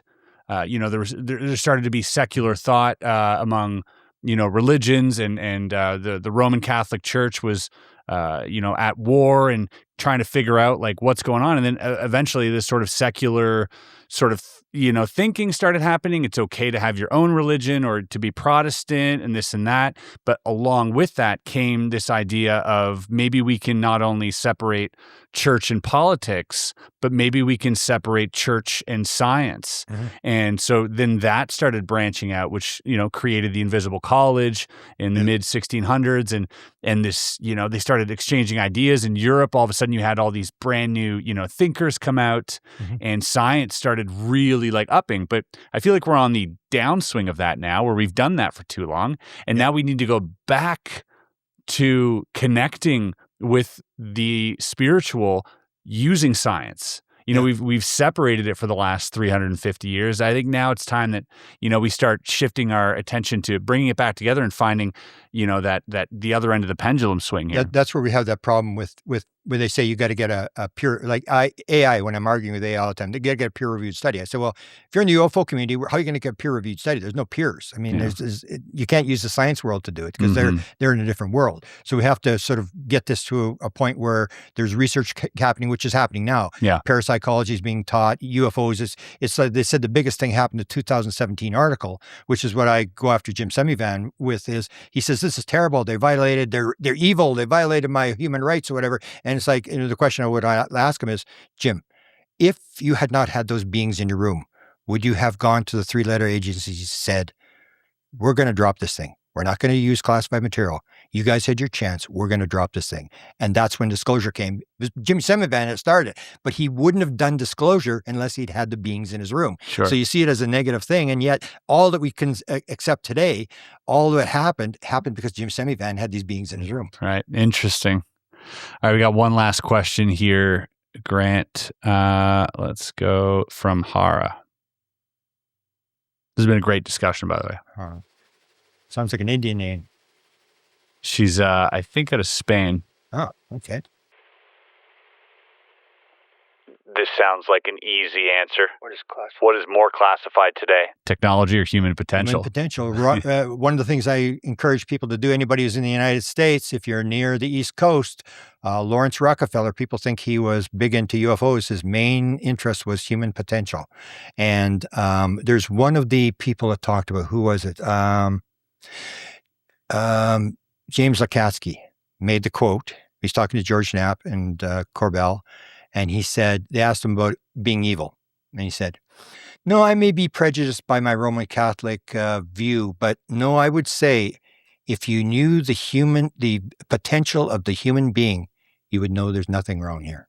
That's what he says. Love that. Human potential. And that's the the idea that to get into consciousness and what are we really? We're just gradually learning this, and we want to have everything yesterday. But we got to realize it's a process, and it's how you. And it's okay not to have it tomorrow. Yeah, and we work on this thing, and what are we learning and stuff like that. Because that's what I find in the UFO community. They just don't want to wait. They want this right now, and why aren't we getting this and this sort of stuff, and missing the whole point. That's where Walker said, "Admit it. You're just curious. What are you going to do if you figure it out?" And most people, it's Love like, that. nothing. I'm just going to do a podcast, and then I'm going back to work tomorrow. And it's something I've been telling people recently, and I've been getting a lot of people disagreeing with me, and it for me that it kind of acts as a lens of where you're at, perhaps. But I think the answers are inconsequential. I do think the questions are everything, and it's the answers are a carrot on the stick. The answers exist so that we ask the questions, and not the other way around. We don't ask the questions to get answers. Yeah. The answers are there so they get us to ask questions, and that might be, a little metaphor as to why the phenomenon is there too. Yeah. Like you see things like I have like now I don't know if these pills I'm on, but I have problems with memory now. So I'm thinking, is this Alzheimer's or whatever? And I'm thinking, it's kind of weird. Where does a thought go when it disappears? And then I go back into the middle of the room and it comes back into my head where I thought about it. And I go, how does that work? Where's the thought going? Where's the thought go when you forget? There's a lot of science there too. And you start to wonder, like, how does it actually work? And that's what Einstein said, you got to stay curious. Yeah. And that's where you go. And if you're not that's curious, how you grow. Nothing happens. That's what I believe the phenomenon is doing. It's just doing weird stuff. And it's getting you to question what's really going on. The wow theory. Yeah. Thank you so much. One last question. Out of all of your books, which one do you recommend people pick up? Inspired. It's a great one. Or Contact Modalities is the one that was highly used by people who have whether you're a psychic or a medium. We go through all the different modalities and the whole idea of trauma. Which I think is extremely important. I will leave both of those in the description below. And if you had one book outside of your books to recommend, what would it be? I was mentioning to you one today is James or Robert Lanza, Biocentrics and Beyond Biocentrics. It's basically a replay of the holographic universe, the whole idea of how does the world actually work? What is reality? High-level guy, extremely interesting 2 books. Amazing. I will leave those as well in the description. Grant Cameron, you've been such an amazing, inspiring, interesting person to talk to. I could talk to you for days on end, and I have a feeling we'll stay in contact because I have way more questions for you. Thank you so much for joining me. Yeah, and thank you for that input on, I'm going to push the telepathy thing and ask, why we can't have this, where are the results? And because I think that's, to me, that's the most important thing. And you brought up an important point, I think, which they have to consider. I agree, and I'll be consenting on helping in any way that I can. Thank you. Thank you, sir.